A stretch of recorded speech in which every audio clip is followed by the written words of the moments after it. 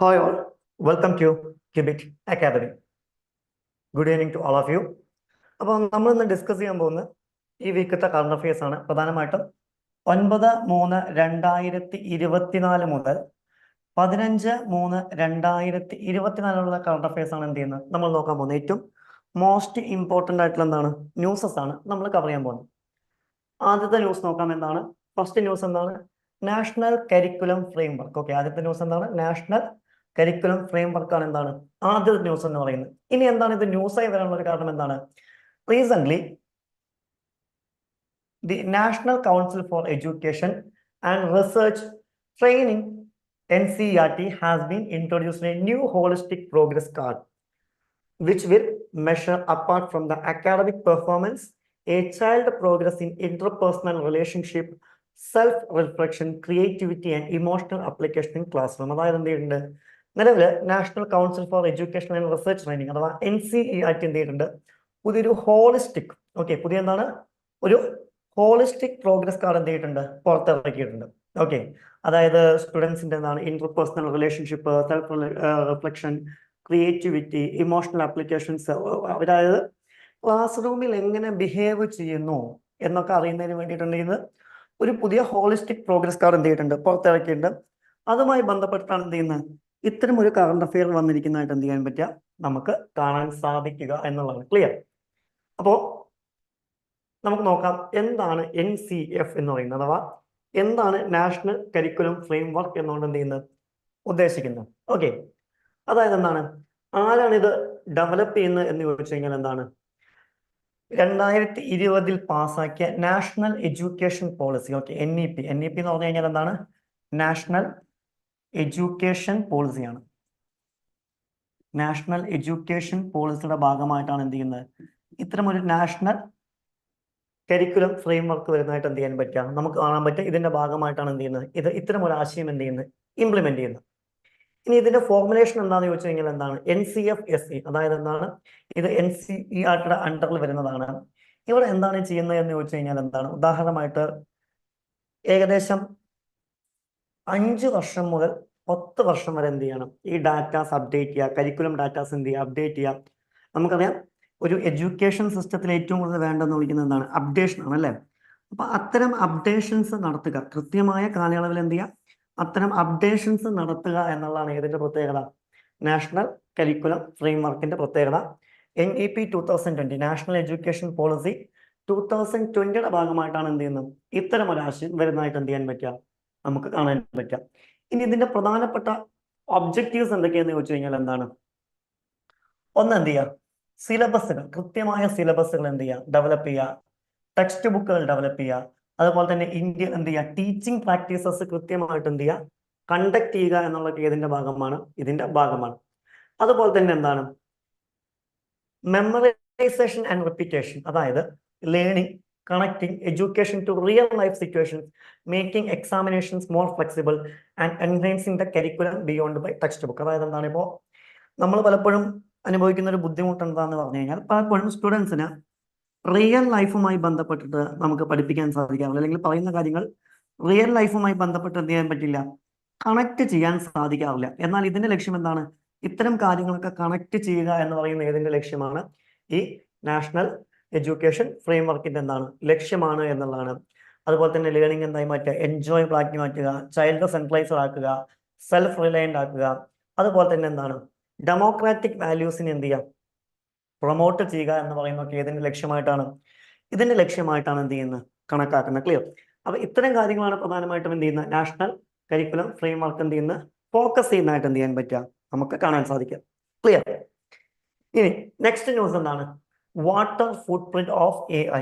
Okay, എന്താണ് water footprint of AI, അല്ലെങ്കിൽ എന്തുകൊണ്ടാണ് ഇത് ന്യൂസിൽ വരാൻ കാരണം, as artificial intelligence technology grows it energy intensive operations for significant എൻവയോൺമെന്റൽ concerns despite challenges, advancement like splitting neural networks, SNS and lifelong learning offer promoting avenues of reducing AI's carbon footprint while leverage its potential to address climate change. അതായത് നമുക്കറിയാം ഇന്ന് നമ്മൾ ലോകത്ത് നേരിടുന്ന ഏറ്റവും വലിയ ഇഷ്യൂസിൽ ഒന്നാണ് ഏതെന്ന് വിളിക്കുന്നത് ഈ ക്ലൈമറ്റ് ചേഞ്ച് എന്ന് വിളിക്കുന്നത്, നമ്മൾ ലോകത്തിൽ നേരിടുന്ന ഏറ്റവും വലിയ ഇഷ്യൂ ആണ് ഇത് ക്ലൈമറ്റ് ചേഞ്ച്. ഇവിടെ കൂടി നമ്മൾ എന്ത് കൊണ്ടുവരാൻ പോവാണ്? ആർട്ടിഫിഷ്യൽ ഇന്റലിജൻസിന്റെ സഹായത്തോടു കൂടി ഇതിനെ പഠിക്കുക എന്നുള്ളതൊക്കെയാണ് ഇതിന്റെ ലക്ഷ്യമായിട്ട് പറയുന്നത്. ഇതിന്റെ ലക്ഷ്യമായിട്ട് പറയുന്നതായിട്ട് എന്ത് ചെയ്യാൻ പറ്റുക? നമുക്ക് കാണാൻ സാധിക്കും. ഇനി എന്താണ് ഈ വാട്ടർ ഫുട്പ്രിന്റ് AI എന്ന് പറഞ്ഞു കഴിഞ്ഞാൽ എന്താണ്? The water footprint AI is determined by water used for electricity generation and cooling in data centers running AI models എന്നുള്ളതാണ്. ഓക്കെ, അതായത് ഇവിടെ പ്രധാനമായിട്ടും ഉദ്ദേശിക്കുന്ന എന്താണെന്ന് ചോദിച്ചു കഴിഞ്ഞാൽ എന്താണ്? ഈ വാട്ടർ ഫുട്പ്രിന്റ് AI എന്ന് പറഞ്ഞു കഴിഞ്ഞാൽ ഇപ്പൊ ഉദാഹരണമായിട്ട് ഞാൻ നേരത്തെ പറഞ്ഞ പോലെ തന്നെ ക്ലൈമറ്റ് ചേഞ്ച് അടക്കം, അല്ലെങ്കിൽ ഇന്ന് നമ്മൾ നേരിടുന്ന ഏറ്റവും വലിയ ഇഷ്യൂസിൽ ഒന്നാണ് ഇത് ക്ലൈമറ്റ് ചേഞ്ച്. അതിൽ പ്രധാനമായിട്ടും നമ്മൾ നേരിടുന്ന മറ്റൊരു മേഖലയാണ് ഏതെന്ന് വിളിക്കുന്നത് ഈ ഇലക്ട്രിസിറ്റി ഡെവലപ്മെന്റ് എന്ന് വിളിക്കുന്നത്. ഓക്കെ, അവിടെ കൂടി എന്ത് ചെയ്യുക? AI മോഡൽസ്, അതായത് ആർട്ടിഫിഷ്യൽ ഇന്റലിജൻസ് മോഡൽസ് ഉപയോഗിക്കുക എന്നതാണ് ഏതിന്റെ ലക്ഷ്യം? ഈ വാട്ടർ ഫുട്പ്രിന്റ് AIയുടെ എന്താണ് ലക്ഷ്യം എന്ന് വിളിക്കുന്നത്. അതുപോലെ തന്നെ എന്താണ് ഡയറക്റ്റ് വാട്ടർ കൺസംഷൻസ് ആണ് എന്ത് ചെയ്യുന്നത്? ഇതിലൂടെ എന്ത് ചെയ്യുന്നത്? ലക്ഷ്യം വെക്കുന്നതായിട്ട് എന്ത് ചെയ്യാൻ പറ്റുക? നമുക്ക് കാണാൻ പറ്റും. അതുപോലെ തന്നെ കൂളിംഗ് പ്രോസസ്സുകൾ, അതുപോലെ തന്നെ ഇൻഡയറക്റ്റ് വാട്ടർ കൺസംഷൻ ആണെങ്കിൽ എന്താണ്? ഇലക്ട്രിസിറ്റി പ്രൊഡക്ഷന് വേണ്ടി. അപ്പൊ രണ്ട് രീതിയിലാണ്. ഒന്ന് ഡയറക്റ്റ് വാട്ടർ കൺസംഷൻ, അതെന്താണ്? കൂളിംഗ് പ്രോസസ്സിന് വേണ്ടി ഉപയോഗിക്കുന്നു. രണ്ടെന്താണ്? ഇൻഡയറക്റ്റ് വാട്ടർ കൺസംഷൻ, അതെന്താണ്? ഇലക്ട്രിസിറ്റി പ്രൊഡക്ഷന് വേണ്ടിയിട്ടും. അപ്പൊ ഇത്തരം കാര്യങ്ങളൊക്കെയാണ് എന്ത് ചെയ്യുന്നത്? ഇതിലൂടെ ലക്ഷ്യം വെക്കുന്നതായിട്ട് എന്ത് ചെയ്യാൻ പറ്റുക? നമുക്ക് കാണാൻ പറ്റുക എന്നുള്ളതാണ്. അതാണ് വാട്ടർ ഫുട്പ്രിന്റ് AI എന്നുകൊണ്ട് എന്ത് ചെയ്യുന്നത് ഉദ്ദേശിക്കുന്നത്. കൂടാതെ എന്താണ് പറയുന്നത്? Training A large AI model like GPT-3 can consume up to like 7 lakh liters of fresh water, equipment to producing 370 BMW cars or 320 Tesla electric vehicles. Interactions with the AI chatbot like ChatGPT can consume up to 500 ml of water for 2 to 50 QA sessions. ChatGPT with the large models AI is expected to increase water consumption, but exact figures are hard to estimate due to the data availability. Data centers use water-intensive cooling system due to the heat generated requiring fresh water for cooling and power generation. എന്ന് പറഞ്ഞു കഴിഞ്ഞാൽ ഏറ്റവും simple ആയിട്ട് പറയാം. ഏറ്റവും simple ആയിട്ട് പറഞ്ഞാൽ ഉദാഹരണമായിട്ട് നമുക്കറിയാം, നമ്മൾ ഈ നിലവിൽ എന്ത് ചെയ്യുന്നുണ്ട്? പല കാര്യങ്ങൾക്കും നമ്മൾ എന്ത് ചെയ്യുന്നുണ്ട്? ആർട്ടിഫിഷ്യൽ ഇന്റലിജൻസിന്റെ മോഡലുകൾ ഉപയോഗിക്കുന്നുണ്ട്. ഓക്കെ, ഇപ്പൊ നമുക്കറിയാം നമ്മുടെ വേൾഡിൽ പ്രധാനമായിട്ടും നമ്മൾ നേരിടുന്ന ഒരു വിഷയമാണ് ഏത്? ക്ലൈമറ്റ് ചേഞ്ച് എന്ന് വിളിക്കുന്നത് അല്ലേ? നമുക്കറിയാം ഇന്ത്യ അടക്കം ഇതിന് വേണ്ടിയിട്ട്, അല്ലെങ്കിൽ ഈ ഫോർ എക്സാമ്പിൾ 2070 ആകുമ്പോഴേക്ക് കാർബൺ ന്യൂട്രാലിറ്റി ഇൻഡെക്സ് 0% ആക്കും. നമുക്ക് വരെ ലക്ഷ്യങ്ങളുണ്ട്. അപ്പോൾ നിലവിൽ ഇവിടെ കൂടി എന്ത് ചെയ്യുക? ആർട്ടിഫിഷ്യൽ ഇന്റലിജൻസ് എന്ത് ചെയ്യുക? ഉപയോഗിക്കുക എന്നുള്ളതാണ് ലക്ഷ്യം. നിലവിൽ എന്ത് ചെയ്യുക? ഇവിടെ കൂടി എന്ത് ചെയ്യുക? ആർട്ടിഫിഷ്യൽ ഇന്റലിജൻസ് ഉപയോഗിക്കുക. പ്രധാനമായിട്ടും പറയുന്നത് നമ്മളിപ്പോൾ ഏറ്റവും കൂടുതലായിട്ട് ഉപയോഗിക്കുന്നതാണ് ഇത് വാട്ടർ കൺസംഷൻസ് അല്ലേ? അത് ഫാക്ടറീസ് ആയിക്കോട്ടെ, അല്ലെങ്കിൽ ഇൻഡസ്ട്രീസ് ആയിക്കോട്ടെ, പല കാര്യങ്ങൾക്കും വേണ്ടിയിട്ട് എന്ത് ചെയ്യുന്നുണ്ട്?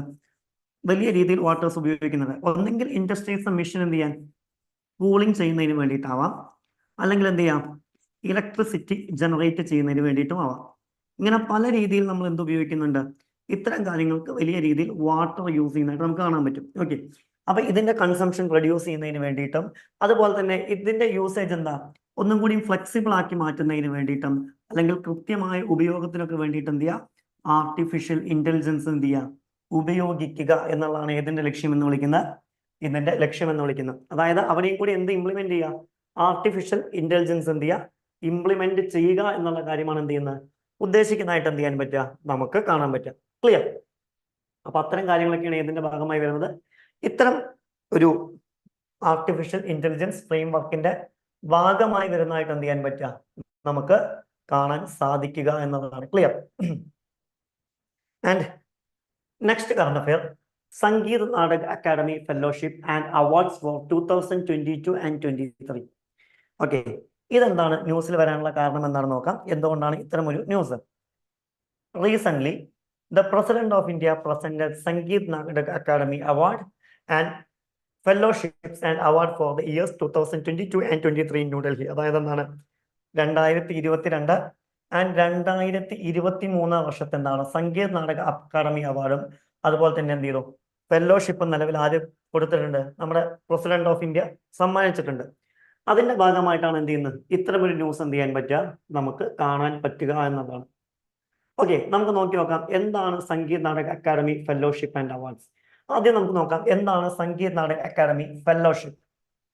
The Sangeet Nada Academy Fellowship, Academy Ratna Sadasya is the most prestigious honor conferred by the SNA. അതായത് എന്താണ് സംഗീത നാടക അക്കാദമി കൊടുക്കുന്ന ഏറ്റവും പ്രസ്റ്റീജിയസ് ഹോണറാണ് ഏത് എന്ന് വിളിക്കുന്നത് സംഗീത് നാടക അക്കാദമി ഫെലോഷിപ്പ് എന്നുള്ള പേരിൽ എന്ത് ചെയ്യുന്ന അറിയപ്പെടുന്നതായിട്ട് എന്ത് ചെയ്യാൻ പറ്റുക നമുക്ക് കാണാൻ പറ്റുക. ഇത് എന്തിനു വേണ്ടിയിട്ടാണ് എസ്റ്റാബ്ലിഷ് ചെയ്തത് എന്ന് ചോദിച്ചു കഴിഞ്ഞാൽ എന്താണ് in the field of music,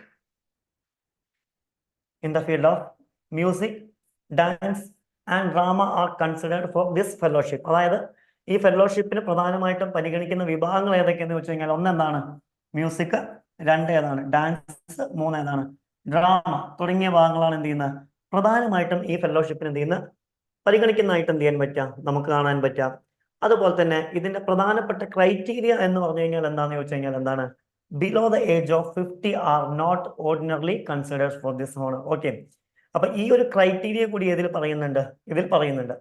and the Akademi fellowship include purses money of rupees 3 lakh rupees. ഇതിന് കൊടുക്കുന്ന ഏകദേശം എന്താണ് 3 ലക്ഷം രൂപയാണ്. അതുപോലെ തന്നെ എന്താണ് തമർ പത്ര എന്ന് പറഞ്ഞു കഴിഞ്ഞാൽ എന്താണ് കോപ്പർ പ്ലേറ്റ്, അതുപോലെ തന്നെ എന്താണ് അംഗവസ്ത്രം ഷോൾ എന്നിവയാണ് എന്ത് ചെയ്യുന്നത് ഇവിടെ സമ്മാനിക്കുന്നതായിട്ട് എന്ത് ചെയ്യാൻ പറ്റുക നമുക്ക് കാണാൻ പറ്റാം. ഇനി ഇതിനുള്ള റെക്കമെൻഡേഷൻസ് എവിടെ നിന്നാണ് വരുന്നത് എന്ന് ചോദിച്ചു കഴിഞ്ഞാൽ എന്താണ് academy and members of the general council of academy എന്നാണ് എന്ത് ചെയ്യുന്നത് ഇതിനുള്ള ആർക്ക് സമ്മാനം കൊടുക്കണം എന്നുള്ള റെക്കമെൻഡേഷൻസ് വരുന്നതായിട്ട് എന്ത് ചെയ്യാൻ പറ്റുക നമുക്ക് കാണാൻ പറ്റുക. And the fellowship initially had 30 seats until 2008. In 2010 the general council amended the rules and added 10 more seats to be filled over 5 years with the 2 seats added annually. അതുപോലെ തന്നെ എന്താണ് 2008 വരെ 30 സീറ്റാണ് ഉണ്ടായിരുന്നത്. 2010 എന്ത് ചെയ്തു നിയമത്തെ അമെൻഡ് ചെയ്ത് അത് എന്ത് ചെയ്തു 10 കൂടി ആഡ് ചെയ്തു. നിലവിൽ എന്ത് ചെയ്യുന്നുണ്ട് ഓരോ വർഷവും എന്ത് ചെയ്യുന്നുണ്ട് 2 സീറ്റുകൾ വെച്ച് എക്സ്ട്രാ ആഡ് ചെയ്യുന്നതായിട്ട് എന്ത് ചെയ്യാൻ പറ്റും നമുക്ക് കാണാൻ പറ്റും എന്നുള്ളത് ഇതിന്റെ പ്രത്യേകതയാണ്. ഇനി എന്താണ് സംഗീത് നാടക അക്കാദമി അവാർഡ്സ് എന്ന് വിളിക്കുന്നത് എന്താണ് the SNA awards have A rich history of spanning over 17 years. ഏകദേശം 70 വർഷത്തെ പാരമ്പര്യമാണ് എന്താണ് ഇതിനുള്ളതായിട്ട് എന്ത് ചെയ്യാൻ പറ്റുക നമുക്ക് കാണാൻ പറ്റുക. ഇത് ആരെയാണ് പ്രധാനമായിട്ടും ഫോക്കസ് ചെയ്യുന്നതെന്ന് വെച്ച് കഴിഞ്ഞാൽ ഒന്നെങ്കിൽ ഗുരുസ് അല്ലെങ്കിൽ സ്കോളേഴ്സ് ഏത് മേഖലയിൽ പ്രവർത്തിക്കുന്നത് മ്യൂസിക്, ഡാൻസ്, ഡ്രാമ തുടങ്ങിയ മേഖലയിൽ പ്രവർത്തിക്കുന്നത്.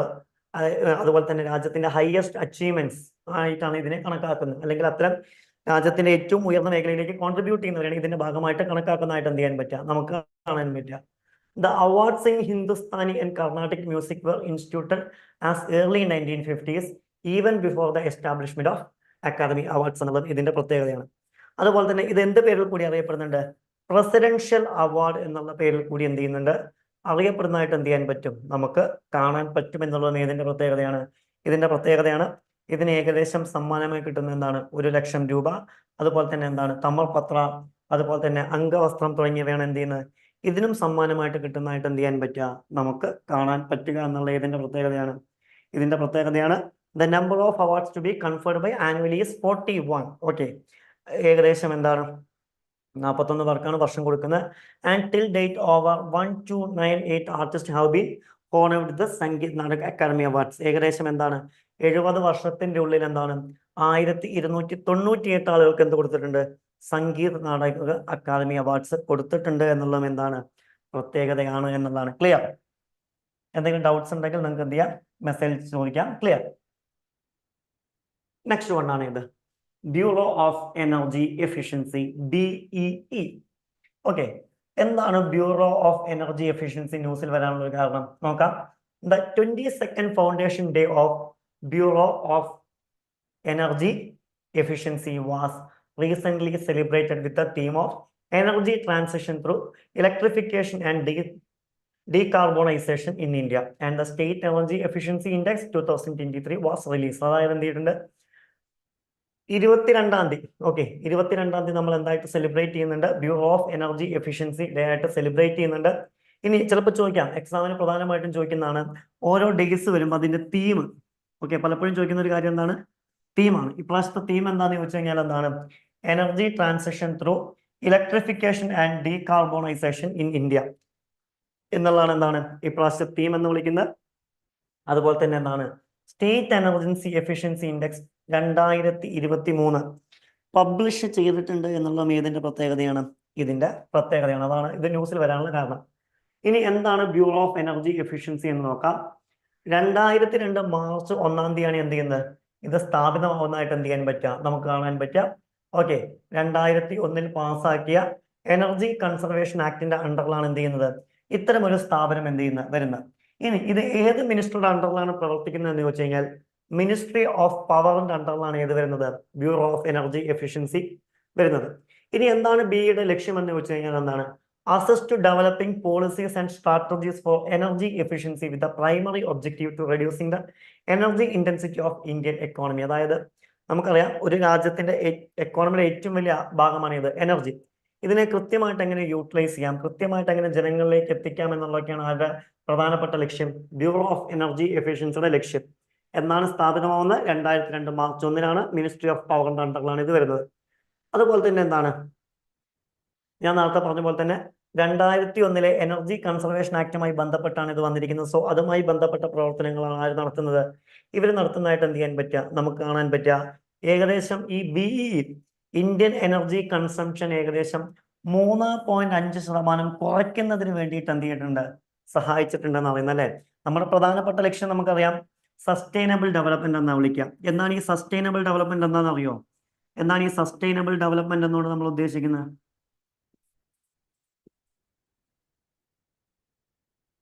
എന്താണ് സസ്റ്റൈനബിൾ ഡെവലപ്മെന്റ്? എനിവൺ? നമ്മൾ ഇതുകൊണ്ട് പ്രധാനമായിട്ട് ഉദ്ദേശിക്കുന്ന ഭാവിയിലേക്കുള്ള റിസോഴ്സസിനെ ശേഖരിച്ചു വെച്ചുകൊണ്ട് എന്ത് ചെയ്യുക? ഒരു രാജ്യത്തെ ഡെവലപ്പ് ചെയ്യുക എന്നുള്ള ആശയമാണ്. സോ അത്തരം ഒരു ആശയം തന്നെയാണ് ആരും മുന്നോട്ട് വയ്ക്കുന്നത്? ഈ BEE അഥവാ ബ്യൂറോ ഓഫ് എനർജി എഫിഷ്യൻസി മുന്നോട്ട് വയ്ക്കുന്നതായിട്ട് എന്ത് ചെയ്യാൻ പറ്റുക? നമുക്ക് കാണാൻ പറ്റുക എന്നുള്ളതാണ്. Clear? And next current affairs ആണ് ഇത് കാവും ക്ലൗഡ്സ്. എന്താണ് ന്യൂസിൽ വരാൻ കാരണം? The Kavum clouds, also known as hole punch clouds, false track holes, have long capillated observes with the air unusual appearance, often sparkling speculation about extraterrestrial regions. അതായത് എന്താണ് extra territorial റീജിയൻസിൽ വന്ന കാവും ക്ലൗഡ്സിനെ കുറിച്ചാണ് എന്താ ഇപ്രാവശ്യത്തെ ന്യൂസ് എന്ന് പറയുന്നത്. അതിന്റെ ഇമേജ് എന്ത് ചെയ്തിട്ടുണ്ട്? ഓൾറെഡി ഇവിടെ ഇൻസേർട്ട് ചെയ്തിട്ടുണ്ട്. ഓക്കെ, ഇതുമായി ബന്ധപ്പെട്ട കാര്യങ്ങൾ എന്ത് ചെയ്യാം? നമുക്ക് നോക്കാം. ഓക്കെ, ഇത് എങ്ങനെയാണ് ഫോം ചെയ്യുന്നത് എന്ന് വെച്ച് കഴിഞ്ഞാൽ, അല്ലെങ്കിൽ ഇത്തരം ക്ലൗഡ്സ് എങ്ങനെയാണ് ഫോം ചെയ്യുന്നത് എന്ന് വെച്ച് കഴിഞ്ഞാൽ എങ്ങനെയാണ്? Formed when aircraft pass through mid level altocumulus clouds containing the super cooled liquid water droplets. അതായത് എന്താണ് നമ്മുടെ എയർക്രാഫ്റ്റുകൾ എന്താണ് ആൾട്ടോക്ലംബസ് ക്ലൗഡിലൂടെ എന്താണ് അല്ലെങ്കിൽ ഓട്ടോക്ലംബസ് ക്ലൗഡ് നമുക്കറിയാം ഓൾറെഡി എന്താണ് super cloud liquid water droplets ഉണ്ട്. അതിലൂടെ പാസ് ചെയ്യുമ്പോഴാണ് എന്ത് ചെയ്യുന്നത്? ഇത് ഫോം ചെയ്യുന്നതായിട്ട് എന്ത് ചെയ്യാൻ പറ്റുക? നമുക്ക് കാണാൻ പറ്റുക. ഇത് ഏകദേശം എന്താണ് ഒരു മിഡ് ലെവൽ ക്ലൗഡ്സ് ആണ്. ഏകദേശം 2 കിലോമീറ്റർ മുതൽ 7 കിലോമീറ്റർ വരെയാണ് ഇത് കാണപ്പെടുന്നത്. ഒന്നെങ്കിൽ വൈറ്റ് കളർ ആയിരിക്കാം, അല്ലെങ്കിൽ എന്താണ് ഗ്രേ പാച്ചസ് അല്ലെങ്കിൽ ലെയേഴ്സ് ആയിട്ടാണ് ഇതിനെ കാണുന്നതായിട്ട് എന്ത് ചെയ്യാൻ പറ്റുക? നമുക്ക് കാണാൻ പറ്റുക. And the plants disturb the air around them. The droplets freeze into ice crystal, which eventually become heavy and fall out of the sky, leaving voids the cloud layer. The falling ice crystals are visible as wispy trails and perception called virga. അതുപോലെ തന്നെ എന്താണ് പറയുന്നത്? ഇത് എന്തിനെ disrupt ചെയ്യുന്നു എന്നാണ് പറയുന്നത്. ഉദാഹരണമായിട്ട് എന്താണ് ഇത് ഐസ് ക്രിസ്റ്റൽസ് ആയിട്ട് എന്ത് ചെയ്യുന്നത്? പിന്നീട് മാറുന്നതായിട്ട് എന്ത് ചെയ്യാൻ പറ്റും? നമുക്ക് കാണാൻ പറ്റും. ഇതിനെ നമ്മൾ എന്ത് പേരിലാണ് വിളിക്കുന്നത്? വിർഗ എന്നുള്ള പേരിലാണ് എന്ത് ചെയ്യുന്നത്? വിളിക്കുന്നത്. ഓക്കെ, ഇനി ഈ ഫിനോമിന നിലവിൽ ആരാണ് ക്യാപ്ചർ ചെയ്തത്? ഓക്കെ, ഈ ഒരു ഫോട്ടോ നിലവിൽ ആരാണ് ക്യാപ്ചർ ചെയ്തതെന്ന് വെച്ച് കഴിഞ്ഞാൽ ആരാണ്? നാസയുടെ ടെറ സാറ്റലൈറ്റ് ആണ് എന്ത് ചെയ്യുന്നത്? ഇത് ക്യാപ്ചർ ചെയ്തതായിട്ട് എന്ത് ചെയ്യാൻ പറ്റുക? നമുക്ക് കാണാൻ പറ്റും. അപ്പൊ ആരാണ് ഇത് ക്യാപ്ചർ ചെയ്തതെന്ന് വെച്ച് കഴിഞ്ഞാൽ എന്താണ് നാസയുടെ എന്താണ് ടെറ സാറ്റലൈറ്റ് ആണ്. ഇപ്പൊ നമ്മൾ നേരത്തെ കാണിച്ച ഒരു ഇമേജ് ഉണ്ടല്ലോ, അത് നാസയുടെ എന്താണ് ടെറ സാറ്റലൈറ്റ് ആണ് എന്താണ് ക്യാപ്ചർ ചെയ്തതായിട്ട് നമുക്ക് കാണാൻ പറ്റുക എന്നുള്ള ഇതിന്റെ പ്രത്യേകതയാണ്. ഇതിന്റെ പ്രത്യേകതയാണ് എന്നുള്ളതാണ്. Clear? And next news, stalled negotiation on Panjeshwar multipurpose project. എന്താണ് news? Despite the recent signing of an agreement of long-term power sharing between India and Nepal, progress on the Panjeshwar multipurpose project PMP remains at a standstill. അതായത് എന്താണ് നിലവില് ഇന്ത്യയും അതുപോലെ തന്നെ എന്താണ് നേപ്പാളും പരസ്പരം ഒപ്പുവെച്ച എന്താണ് ഒരു ലോങ് ടേം പവർ ഷെയറിംഗ് ട്രീറ്റിയാണ് ഏതെന്ന് വിളിക്കുന്നത്? PMP എന്ന് വിളിക്കുന്നത്. അതുമായി ബന്ധപ്പെട്ടാണ് എന്ത് ചെയ്തിട്ടുള്ള ഇഷ്യൂസ് വന്നിട്ടുള്ളതായിട്ട് എന്ത് ചെയ്യാൻ പറ്റുക നമുക്ക് കാണാൻ പറ്റും. ഓക്കെ, അതുമായി ബന്ധപ്പെട്ടാണ് നിലവിൽ എന്ത് ചെയ്തിട്ടുള്ള ഇഷ്യൂസ് വന്നിട്ടുള്ളത്. എന്താണ് പറയുന്നത്? The impasses surrounding of the PMP, particularly concerning the equitable distribution of benefits, poses a challenge to the advancement of relations between India and Nepal.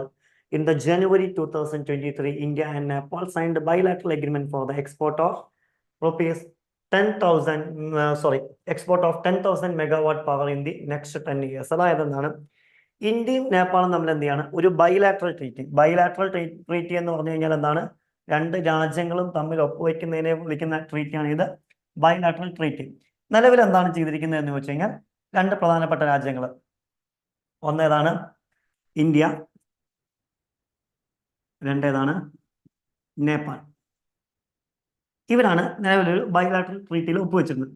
ഇനി എന്താണ് ഈ ബൈലാറ്ററൽ ട്രീറ്റിയിൽ പറയുന്ന ഒരു കാര്യം എന്താണ്? ഫോർ എക്സാമ്പിൾ, ഏകദേശം 10,000 മെഗാവാട്ട് എനർജി പരസ്പരം എന്ത് ചെയ്യുക? ട്രാൻസ്ഫർ ചെയ്യുക. ഏകദേശം എത്ര വർഷം കൊണ്ട്? 10 വർഷം കൊണ്ട്.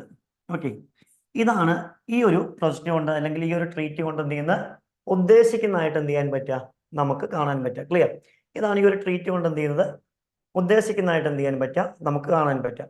Okay, the Panjeshwar Multipurpose Project is the binational hydropower project to be developed by Makali River Broadcasting India and Nepal.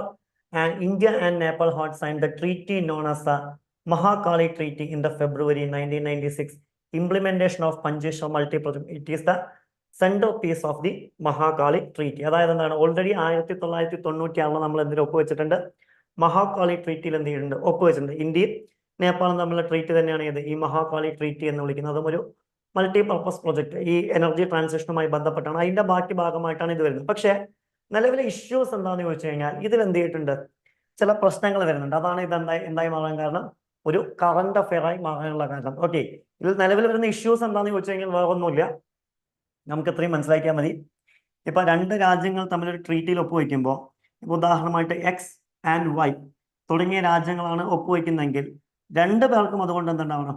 Benefit ഉണ്ടാവണം. പക്ഷെ ഇവിടെ രണ്ടു പേർക്കും ഒരുപോലെ ബെനിഫിറ്റ് കിട്ടുമോ എന്നുള്ളതാണ് ഇവിടെ എന്തായി വരുന്നത്? ഒരു ഇഷ്യൂ ആയിട്ട് വരുന്നത്. അപ്പം ഇത്രയും ഒരു ന്യൂസ് വരുമ്പോൾ ആ ട്രീറ്റിയുടെ പേരെന്താണെന്ന് എന്ത് ചെയ്യാം? നമ്മളോട് ചോദിക്കാം. ഓക്കെ, നമ്മളോട് എന്ത് ചോദിക്കാം? ആ ട്രീറ്റിയുടെ പേരെന്താന്നുള്ള കാര്യങ്ങളൊക്കെ എന്ത് ചെയ്യാം? ചോദിക്കാൻ സാധ്യതയുണ്ട്. അതുപോലെ തന്നെ ഇത്തരം ഒരു ന്യൂസ് വരുമ്പോൾ എന്ത് ചെയ്യാം? നമ്മളോട് വേണമെങ്കിൽ ചോദിക്കാം, ഇന്ത്യയിൽ ഏതൊക്കെ സംസ്ഥാനങ്ങളാണ് നേപ്പാളുമായിട്ട് ബൗണ്ടറി ഷെയർ എന്ന് നോക്കിയാൽ, for example Uttar Pradesh, Bihar, west Bengal, Sikkim, Uttarakhand, അല്ലെ? അതുപോലെ തന്നെ അപ്പൊ അത്തരം കാര്യങ്ങൾ വേണമെങ്കിൽ ചോദിക്കാം. അപ്പൊ നോക്കി വെക്കാം ഏതൊക്കെ സംസ്ഥാനങ്ങളാണ് നേപ്പാളുമായിട്ട് എന്ത് ചെയ്യുന്നത്? ബൗണ്ടറി ഷെയർ ചെയ്യുന്നത്. അപ്പൊ അത്തരം ചോദ്യങ്ങളൊക്കെ എന്താണ് എക്സാമിന് ചോദിക്കാനുള്ള സാധ്യത എന്ന് പറയുന്നത് എന്താണ്? വളരെയധികം കൂടുതലാണ് എന്നതാണ്. അപ്പൊ ഇത്രയും കാര്യങ്ങളൊക്കെ വരുമ്പോൾ എന്ത് ചെയ്യുക? ഇത്തരം കാര്യങ്ങളൊക്കെ എന്ത് ചെയ്യുക? നോട്ട് ചെയ്ത് വെക്കുക. Next one, iris, India's first AI teacher robot. Okay, നമുക്കറിയാം ഇന്ത്യയുടെ ഫസ്റ്റ് AI ടീച്ചർ റോബോട്ടാണ്. എവിടെയാണ് ഇത് ഉദ്ഘാടനം ചെയ്തിരിക്കുന്നത്? കേരളത്തിൽ തന്നെയാണ്. നമുക്ക് ന്യൂസ് നോക്കാം. എന്താണ്? School in Trivandrum, Kerala has unveiled the groundbreaking innovation in the education with the introduction of India's first generative artificial intelligence AI teacher robot named Iris. Developed in the collaboration with the Maker Labs EduTech, Iris aims to transform traditional teaching methods to the personalized learning experiences for students. അതായത് നിലവിൽ എന്ത് ചെയ്തിട്ടുണ്ട്? ഇന്ത്യയുടെ ആദ്യത്തെ AI teacher, artificial intelligence teacher എവിടെ ഉദ്ഘാടനം ചെയ്തു? കേരളത്തിലെ തിരുവനന്തപുരത്ത് എന്ത് ചെയ്തു? ഉദ്ഘാടനം ചെയ്തു. ഓക്കെ, ഇനി ഇത് ആരുടെ കൊളാബറേഷനോട് കൂടിയാണ് ഇത് ഡെവലപ്പ് ചെയ്തിരിക്കുന്നത് എന്ന് വെച്ച് കഴിഞ്ഞാൽ എന്താണ്? മേക്കർ ലാബ്സ് എഡ്യൂടെക്കിന്റെ കൊളാബറേഷനോട് കൂടിയാണ്. ആൻഡ് ഇവർ ഇതിന് കൊടുത്തിരിക്കുന്ന പേരാണ് എന്ത്? ഐറിസ് എന്നുള്ള പേരാണ് എന്ത് ചെയ്യുന്നത്? നിലവിൽ കൊടുത്തിരിക്കുന്നതായിട്ട് എന്ത് ചെയ്യാൻ പറ്റുക? നമുക്ക് കാണാൻ സാധിക്കുക എന്നതാണ്. ഓക്കെ, കൃത്യമായിട്ട് എന്താണ്? വോയിസ് അസിസ്റ്റൻസോട് കൂടിയാണ്. എന്താണ് വോയിസ് അസിസ്റ്റൻസ് എന്ന് പറഞ്ഞു കഴിഞ്ഞാൽ കുട്ടികൾ ചോദിക്കുന്ന ചോദ്യങ്ങൾക്ക് എന്ത് ചെയ്യുക? ഓറലി തന്നെ എന്ത് ചെയ്യുക? ഉത്തരം നൽകുക. അങ്ങനെ വോയിസ് അസിസ്റ്റൻസോട് കൂടിയിട്ടാണ് എന്ത് ചെയ്യുന്നത്? ഇത്തരം ഒരു AI ടീച്ചർ എന്താണ് നിലവിൽ നിർമ്മിച്ചിരിക്കുന്നതായിട്ട് എന്ത് ചെയ്യാൻ പറ്റുക? നമുക്ക് കാണാൻ പറ്റും. ഉദാഹരണമായിട്ട് യൂസർ ക്വയറീസ്, അഥവാ സ്റ്റുഡൻസിന്റെ ക്വയറീസിന്, അതുപോലെ തന്നെ ഒരു വിഷയത്തെക്കുറിച്ചുള്ള കൂടുതൽ എക്സ്പ്ലനേഷൻസ്, അതുപോലെ തന്നെ എഡ്യൂക്കേഷണൽ കണ്ടന്റ്, പേഴ്സണലൈസ്ഡ് ഇന്ററാക്ഷൻസിലൂടെ ഒക്കെ എന്ത് ചെയ്യുക? കൈമാറുക എന്നുള്ള ആരുടെ പ്രത്യേകതയാണ്? അല്ലെങ്കിൽ കൈമാറാൻ സാധിക്കും എന്നുള്ള ആരുടെ പ്രത്യേകതയാണ്? ഐറിസിന്റെ പ്രത്യേകതയായിട്ടാണ് എന്ത് ചെയ്യുന്നത് ചൂണ്ടിക്കാണിക്കുന്നത്. ആൻഡ് ഇനി ഇത് എങ്ങനെയാണ് വർക്ക് ചെയ്യുന്നത് എന്ന് വെച്ച് കഴിഞ്ഞാൽ ഓക്കെ ഇവരുടെ വർക്കിംഗ് രീതി എങ്ങനെയാണ് എന്ന് വെച്ച് കഴിഞ്ഞാൽ എന്താണ് ഒരു 4 wheel chassis 5 degree of freedom മൂവ്മെന്റ്സിലാണ് എന്ത് ചെയ്യുന്നത് ഇത് വർക്ക് ചെയ്യുന്നതായിട്ട് എന്ത് ചെയ്യാൻ പറ്റുക നമുക്ക് കാണാൻ പറ്റുക എന്നുള്ളതാണ്. അതായത് എന്താണ് ഉദാഹരണമായിട്ട് ഒരു ടീച്ചറെ പോലെ തന്നെ കൃത്യമായിട്ട് എന്താണ് മൂവ് ചെയ്യാനുള്ള ഫെസിലിറ്റി അവർക്ക് കൊടുത്തിട്ടുണ്ട്. ഇവർക്ക് കൊടുത്തിട്ടുള്ളതായിട്ട് എന്ത് ചെയ്യാൻ പറ്റും നമുക്ക് കാണാൻ പറ്റും. സ്റ്റുഡൻസിനെ മാക്സിമം ഇന്ററാക്ട് ചെയ്തുകൊണ്ട് അല്ലെങ്കിൽ എന്താണ് ഏറ്റവും നല്ല രീതിയിൽ എൻജോയ് ചെയ്തുകൊണ്ട് പഠിപ്പിക്കുക എന്നുള്ള ഇതിന്റെ ലക്ഷ്യമാണ് എന്നുള്ളതാണ്. Okay.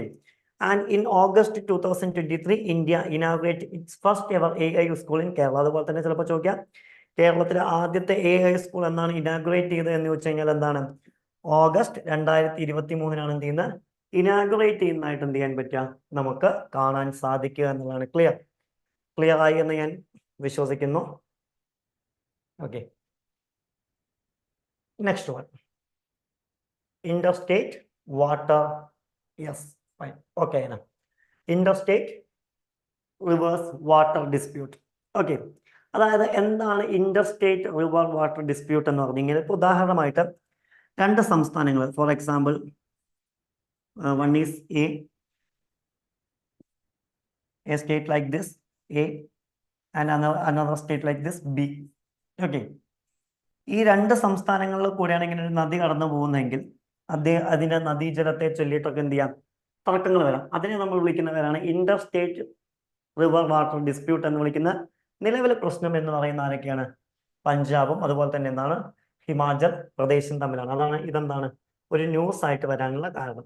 Okay, the interstate water dispute act 1956 1956 എന്ത് നിലവിൽ വരുന്നത് interstate water dispute act ISWD നിലവിൽ വരുന്നതായിട്ട് എന്ത് ചെയ്യാൻ പറ്റുക നമുക്ക് കാണാൻ പറ്റുക എന്നുള്ളതാണ്. ഓക്കെ, ഇവിടെ പ്രധാനമായിട്ടും ഇവിടെ പ്രശ്നത്തിന് പരിഹാരം കാണുന്ന ആരാന്ന് ചോദിച്ചു കഴിഞ്ഞാൽ ആരാണ് സെൻട്രൽ ഗവൺമെന്റ് ആയിരിക്കും ഇവിടെ എന്ത് ചെയ്യുക പ്രശ്നത്തിന് പരിഹാരം കാണുന്നതായിട്ട് എന്ത് ചെയ്യാൻ പറ്റുക നമുക്ക് കാണാൻ പറ്റുക. ബാക്കിയുള്ള സംസ്ഥാനങ്ങളോടൊക്കെ അന്വേഷിച്ച് എന്ത് ചെയ്യും സെൻട്രൽ ഗവൺമെന്റ് ആവും എന്ത് ചെയ്യുക പരിഹാരം കാണുക. എന്നാൽ സെൻട്രൽ ഗവൺമെന്റ് പരിഹാരം കാണാൻ സാധിച്ചില്ലെങ്കിൽ പിന്നീട് എന്ത് ചെയ്യും ഒരു ട്രൈബ്യൂണലിനെ എന്ത് ചെയ്യും ഇതിന് വേണ്ടിയിട്ട് കോൺസ്റ്റിറ്റ്യൂട്ട് ചെയ്യും എന്നുള്ളത് ഏതിന്റെ പ്രത്യേകതയാണ് ഇന്റർസ്റ്റേറ്റ് റിവർ വാട്ടർ ഡിസ്പ്യൂട്ടിന്റെ പ്രത്യേകതയാണ്. And the interstate water dispute act 1956 was amended in 2002. അതുപോലെ തന്നെ എന്ത് ചെയ്തിരുന്നു ഈ നിയമം ഇതിനു മുമ്പ് അമെൻഡ് ചെയ്തിട്ടുണ്ടോ എന്ന് ചോദിച്ചു കഴിഞ്ഞാൽ യെസ് 2002 എന്ത് ചെയ്തിട്ടുണ്ട് അമെൻഡ് ചെയ്തിട്ടുണ്ട്. അന്ന് സർക്കാരിയ കമ്മീഷന്റെ റെക്കമെൻഡേഷൻസും എന്ത് ചെയ്തിട്ടുണ്ട് ഇതിൽ ഇൻക്ലൂഡ് ചെയ്തായിട്ട് നമുക്ക് കാണാൻ പറ്റും. അപ്പോൾ ആണെങ്കിൽ ചോദിക്കാം എന്നാണ് ഈ നിയമം നിലവിൽ വന്നതെന്ന് വെച്ച് കഴിഞ്ഞാൽ 1956 എന്നാണ് അമെൻഡ് ചെയ്തത് എന്ന് വെച്ച് കഴിഞ്ഞാൽ എന്താണ് 2000. The amendments mandated a 1-year time frame to set up the water dispute tribunal and also 3-year time to frame given decision. ഈ നിയമത്തിൽ പറയുന്നുണ്ട് ഇങ്ങനെ ഒരു പ്രശ്നം വന്നു കഴിഞ്ഞാൽ ഒരു ട്രൈബ്യൂണൽ സെറ്റ് ചെയ്യാൻ എന്താണ് ഏകദേശം 1 year ടൈമും അതുപോലെ തന്നെ എന്താണ് അതിന് സൊല്യൂഷൻ കൊടുക്കാൻ ഏകദേശം 3 വർഷത്തെ സമയവും കൊടുക്കണമെന്ന് ഇതിൽ പറയുന്നുണ്ട്. ഈ നിയമത്തിൽ പറയുന്നതായിട്ട് നമുക്ക് കാണാൻ പറ്റും. അപ്പോൾ ചോദിക്കാം ഈ ടൈം ഫ്രെയിമിനെ കുറിച്ചൊക്കെ എന്താണ് ചോദിക്കാൻ സാധ്യതകളാണ്. Okay, next one collegium system. Collegium system എന്ന് പറഞ്ഞാൽ നമുക്കറിയാം ഈ സുപ്രീം കോടതി അതുപോലെ തന്നെ എന്താണ് ഹൈക്കോടതി തുടങ്ങിയ സ്ഥലങ്ങളിൽ ജഡ്ജസിനെ അല്ലെങ്കിൽ ചീഫ് ജസ്റ്റിസിനെ ഒക്കെ അപ്പോയിന്റ് ചെയ്യുന്ന സിസ്റ്റത്തെ നമ്മൾ വിളിക്കുന്ന പേരാണ് ഇത് കൊളീജിയം സിസ്റ്റം എന്ന് വിളിക്കുന്നത്. ഓക്കെ, ഇനി എന്താണ് ഇത് ന്യൂസായി വരാനുള്ള ഒരു കാരണം recent the former Calcutta high court judge has resigned and joined a political party sparking a conversation in the property of such move by a judge. അതായത് എന്ത് ചെയ്തിട്ടുണ്ട് കൽക്കട്ട ഹൈക്കോർട്ടിൽ ഒരു ജഡ്ജി എന്ത് ചെയ്തു റിസൈൻ ചെയ്ത് എന്ത് ചെയ്തു ഒരു പൊളിറ്റിക്കൽ പാർട്ടിയിൽ ചേർന്നു. അതാണ് കൊളീജിയം സിസ്റ്റം എന്താണ് ന്യൂസായി വരാനുള്ള ഒരു കാരണം.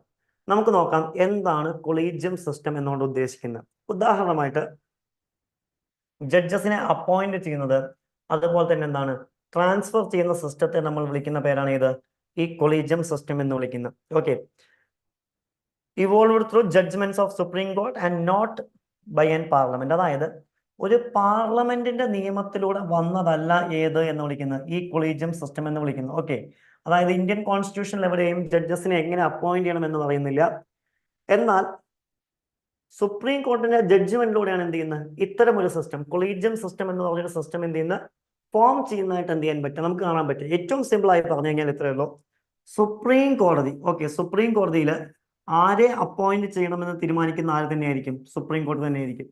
അതിനെ വിളിക്കുന്ന പേരാണ് ഇത് കൊളീജിയം സിസ്റ്റം. ഇന്ത്യൻ കോൺസ്റ്റിറ്റ്യൂഷന്റെ ആർട്ടിക്കിൾ 124 ക്ലോസ് 2 ആൻഡ് 217 എന്തിനെ കുറിച്ച് പറയുന്നത്? Appointment of judges to the Supreme court and high court. അതായത് എന്താണ്? സുപ്രീം കോർട്ടിലേക്കും ഹൈക്കോർട്ടിലേക്കും ജഡ്ജസിനെ അപ്പോയിന്റ് ചെയ്യുന്നതിനെ കുറിച്ച് പറയുന്നത്. ഓക്കെ, ഇനി അതിലെന്താണ് പറയുന്നത്? President make the appointment after consulting such judges supreme court and high court as may be deemed necessarily, but the consultation does not lay down the process for making these appointments. അതായത് എന്താണ്? President appoint ചെയ്യണം എന്ന് പറയുന്നുണ്ട്, പക്ഷെ അതിനു മുമ്പ് ആരോട് അനുവാദം ചോദിക്കണം?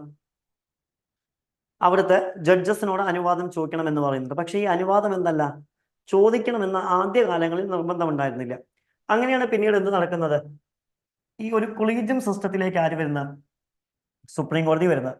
അതിന്റെ ഭാഗമായിട്ട് ആദ്യമായി നടന്ന കേസാണ് ഇത്, ഫസ്റ്റ് ജഡ്ജസ് കേസ് 1981. 1981 എന്ത് ചെയ്യുന്നത്? ഈ ഒരു കേസ് നടക്കുന്നത്. ഇതിൽ സുപ്രീം കോർട്ട് പറയുന്നുണ്ട് ആർട്ടിക്കിൾ 124 ക്ലോസ് 2 ആൻഡ് ആർട്ടിക്കിൾ 217. ഈ രണ്ട് ആർട്ടിക്കിളിലും പറയുന്ന കൺസൾട്ടേഷനും കൺകറൻസും രണ്ടും രണ്ടാണ്. ഓക്കെ, കൺസൾട്ടേഷൻ എന്ന് പറഞ്ഞു കഴിഞ്ഞാൽ ജസ്റ്റ് എന്ത് ചെയ്യുക? ഡൗട്ട് ചോദിക്കുക, അത് അനുസരിക്കണമെന്ന് നിർബന്ധമില്ല. കൺകറൻസ് ആണെങ്കിൽ മാത്രം എന്ത് ചെയ്താൽ മതി? അനുസരിച്ചാൽ മതി. അതായത് ഇന്ന ആളെ അപ്പോയിന്റ് ചെയ്യണമെന്ന് ചീഫ് ജസ്റ്റിസ് പറയുമ്പോൾ അത് ചെയ്യേണ്ട ആവശ്യമില്ല. ഇത് ചെയ്യേണ്ടത് ആര് തന്നെയാണ്? എക്സിക്യൂട്ടീവ്സ് തന്നെയാണ്, അതായത് പൊളിറ്റീഷ്യൻസ് തന്നെയാണ് എന്നുള്ളതായിരുന്നു ഫസ്റ്റ് ജഡ്ജസ് കേസ്. പക്ഷേ സെക്കൻഡ് ജഡ്ജസ് കേസിൽ എന്ത് ചെയ്യുന്നുണ്ട്? ഈ ഫസ്റ്റ് ജഡ്ജസ് കേസിനെ എന്ത് ചെയ്യുന്നു? ഓവർ റൂൾ ചെയ്യുന്നു. എന്താണ് ഓവർ റൂൾ ചെയ്യുന്നത് എന്ന് പറഞ്ഞു കഴിഞ്ഞാൽ, ഈ കൺകറൻസ് എന്ന് പറയുന്നതും കൺസൾട്ടേഷൻ എന്ന് പറയുന്നതും സെയിം ആണ് എന്നും അവിടെ എന്ത് ചെയ്യുന്നുണ്ട്? ഒരു കൊളീജിയം സിസ്റ്റം ഫോം ചെയ്യുന്നതായിട്ട് എന്ത് ചെയ്യാൻ പറ്റും? നമുക്ക് കാണാൻ പറ്റും. എന്താണ് കൊളീജിയം സിസ്റ്റം ഫോം എന്ന് ചോദിച്ചു കഴിഞ്ഞാൽ, ഇപ്പൊ ഉദാഹരണമായിട്ട് ഇപ്പോ നമ്മുടെ ചീഫ് ജസ്റ്റിസ് DY ചന്ദ്രചൂഡാണ്. ഈ DY ചന്ദ്രചൂഡിനെ നോമിനേറ്റ് ചെയ്തത് പഴയ ചീഫ് ജസ്റ്റിസ് ആണ്. പഴയ ചീഫ് ജസ്റ്റിസ് എന്ന് പറയുന്നത് UU ലളിതും അദ്ദേഹത്തിന്റെ താഴെയുള്ള എന്താണ് സീനിയർ മോസ്റ്റ് ജഡ്ജസും ചേർന്നിട്ടാണ്. ഓക്കെ, ഇതാണ് കൊളീജിയം സിസ്റ്റം. അപ്പൊ ആദ്യകാലങ്ങളിൽ എങ്ങനെയാന്ന് ചോദിച്ചു കഴിഞ്ഞാൽ ചീഫ് ജസ്റ്റിസും അതുപോലെ തന്നെ എന്താണ് ടു മോസ്റ്റ് സീനിയർ ജഡ്ജസുമാണ് റെക്കമെൻഡ് ചെയ്യുക. അത് പറയുന്നത് അനുസരിക്കാൻ ആര് ബാധ്യസ്ഥനാണ്? പ്രസിഡന്റ് ബാധ്യസ്ഥനാണ്. ഓക്കെ, പിന്നീട് 1998 തേർഡ് ജഡ്ജസ് കേസിൽ എന്താണ് പറയുന്നത്? ഈ കൊളീജിയം സിസ്റ്റത്തെ ഒന്നുകൂടി എക്സ്പാൻഡ് ചെയ്തു. അതായത് എന്താണ് ചീഫ് ജസ്റ്റിസ് ഓഫ് ഇന്ത്യയും അതുപോലെ തന്നെ 4 സീനിയർ മോസ്റ്റ് ജഡ്ജസും കൂടിയും ചേർന്നിട്ടാണ് എന്ത് ചെയ്യുന്നത്? ഇത്തരം ഒരു കാര്യം എന്ത് ചെയ്യേണ്ടത് എന്നും എന്ത് ചെയ്യുന്നുണ്ട്? പറയുന്നതായിട്ട് എന്ത് ചെയ്യാൻ പറ്റും? നമുക്ക് കാണാൻ പറ്റും. ഓക്കെ, അപ്പോൾ കൊളീജിയം സിസ്റ്റത്തിൽ ആരാണ് ഉള്ളതെന്ന് ചോദിച്ചു കഴിഞ്ഞാൽ എന്താണ്? ചീഫ് ജസ്റ്റിസ് ഓഫ് ഇന്ത്യയും അതുപോലെ തന്നെ 4 സീനിയർ മോസ്റ്റ് ജഡ്ജസുമാണുള്ളത്. ഇനി ഹൈക്കോർട്ട് കൊളീജിയത്തിലാണ് ആരാണുള്ളതെന്ന് വെച്ച് കഴിഞ്ഞാൽ ചീഫ് ജസ്റ്റിസ് ഓഫ് ഇന്ത്യയും 2 സീനിയർ മോസ്റ്റ് ജഡ്ജസിനെയാണ് നമുക്ക് എന്ത് ചെയ്യാൻ പറ്റുക? നമുക്ക് കാണാൻ പറ്റുക. ഓക്കെ, ഇതിന് ക്രിറ്റിസിസം ഒക്കെ ഉണ്ട്. ക്രിറ്റിസിസം ഒന്നും നമ്മൾ പഠിക്കേണ്ട ആവശ്യമില്ല, അതൊന്നും നമ്മൾ ഒരിക്കലും SSC എക്സാമിനൊന്നും ചോദിക്കില്ല. അതാ ഇമേജിൽ ജസ്റ്റ് ഞാൻ തന്നു തന്നു. ഓക്കെ, അപ്പൊ ഇതിനെ നമ്മൾ വിളിക്കുന്ന പേരാണ് ഇത് കൊളീജിയം സിസ്റ്റം. അതായത് അവർക്ക് വേണ്ട ആളുകളെ എന്ത് ചെയ്യും? അവര് തന്നെ അപ്പോയിന്റ് ചെയ്യുന്ന സംവിധാനമാണ് ഏത് എന്ന് വിളിക്കുന്നത്? കൊളീജിയം സിസ്റ്റം എന്ന് വിളിക്കുന്നത്. ക്ലിയർ ആണോ?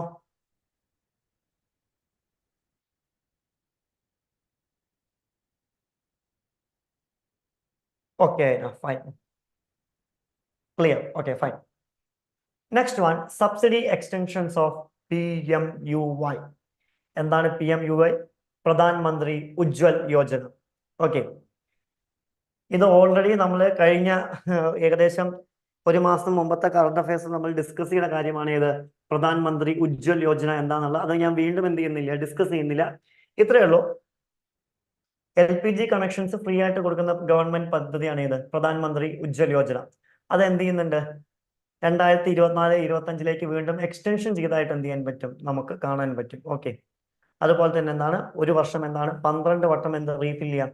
ഗ്യാസ് റീഫിൽ ചെയ്യാം എന്നുള്ളതൊക്കെ ഈ സ്കീമിന്റെ ഭാഗമാണ്. ഇത് ഓൾറെഡി നമ്മൾ ഡിസ്കസ് ചെയ്താണ്, അതുകൊണ്ട് വലിയ രീതിയിലേക്ക് പോകുന്നില്ല. ജസ്റ്റ് ഒരു കാര്യം, ചെറിയ കാര്യങ്ങൾ മാത്രം നോക്കി പോകുന്നു.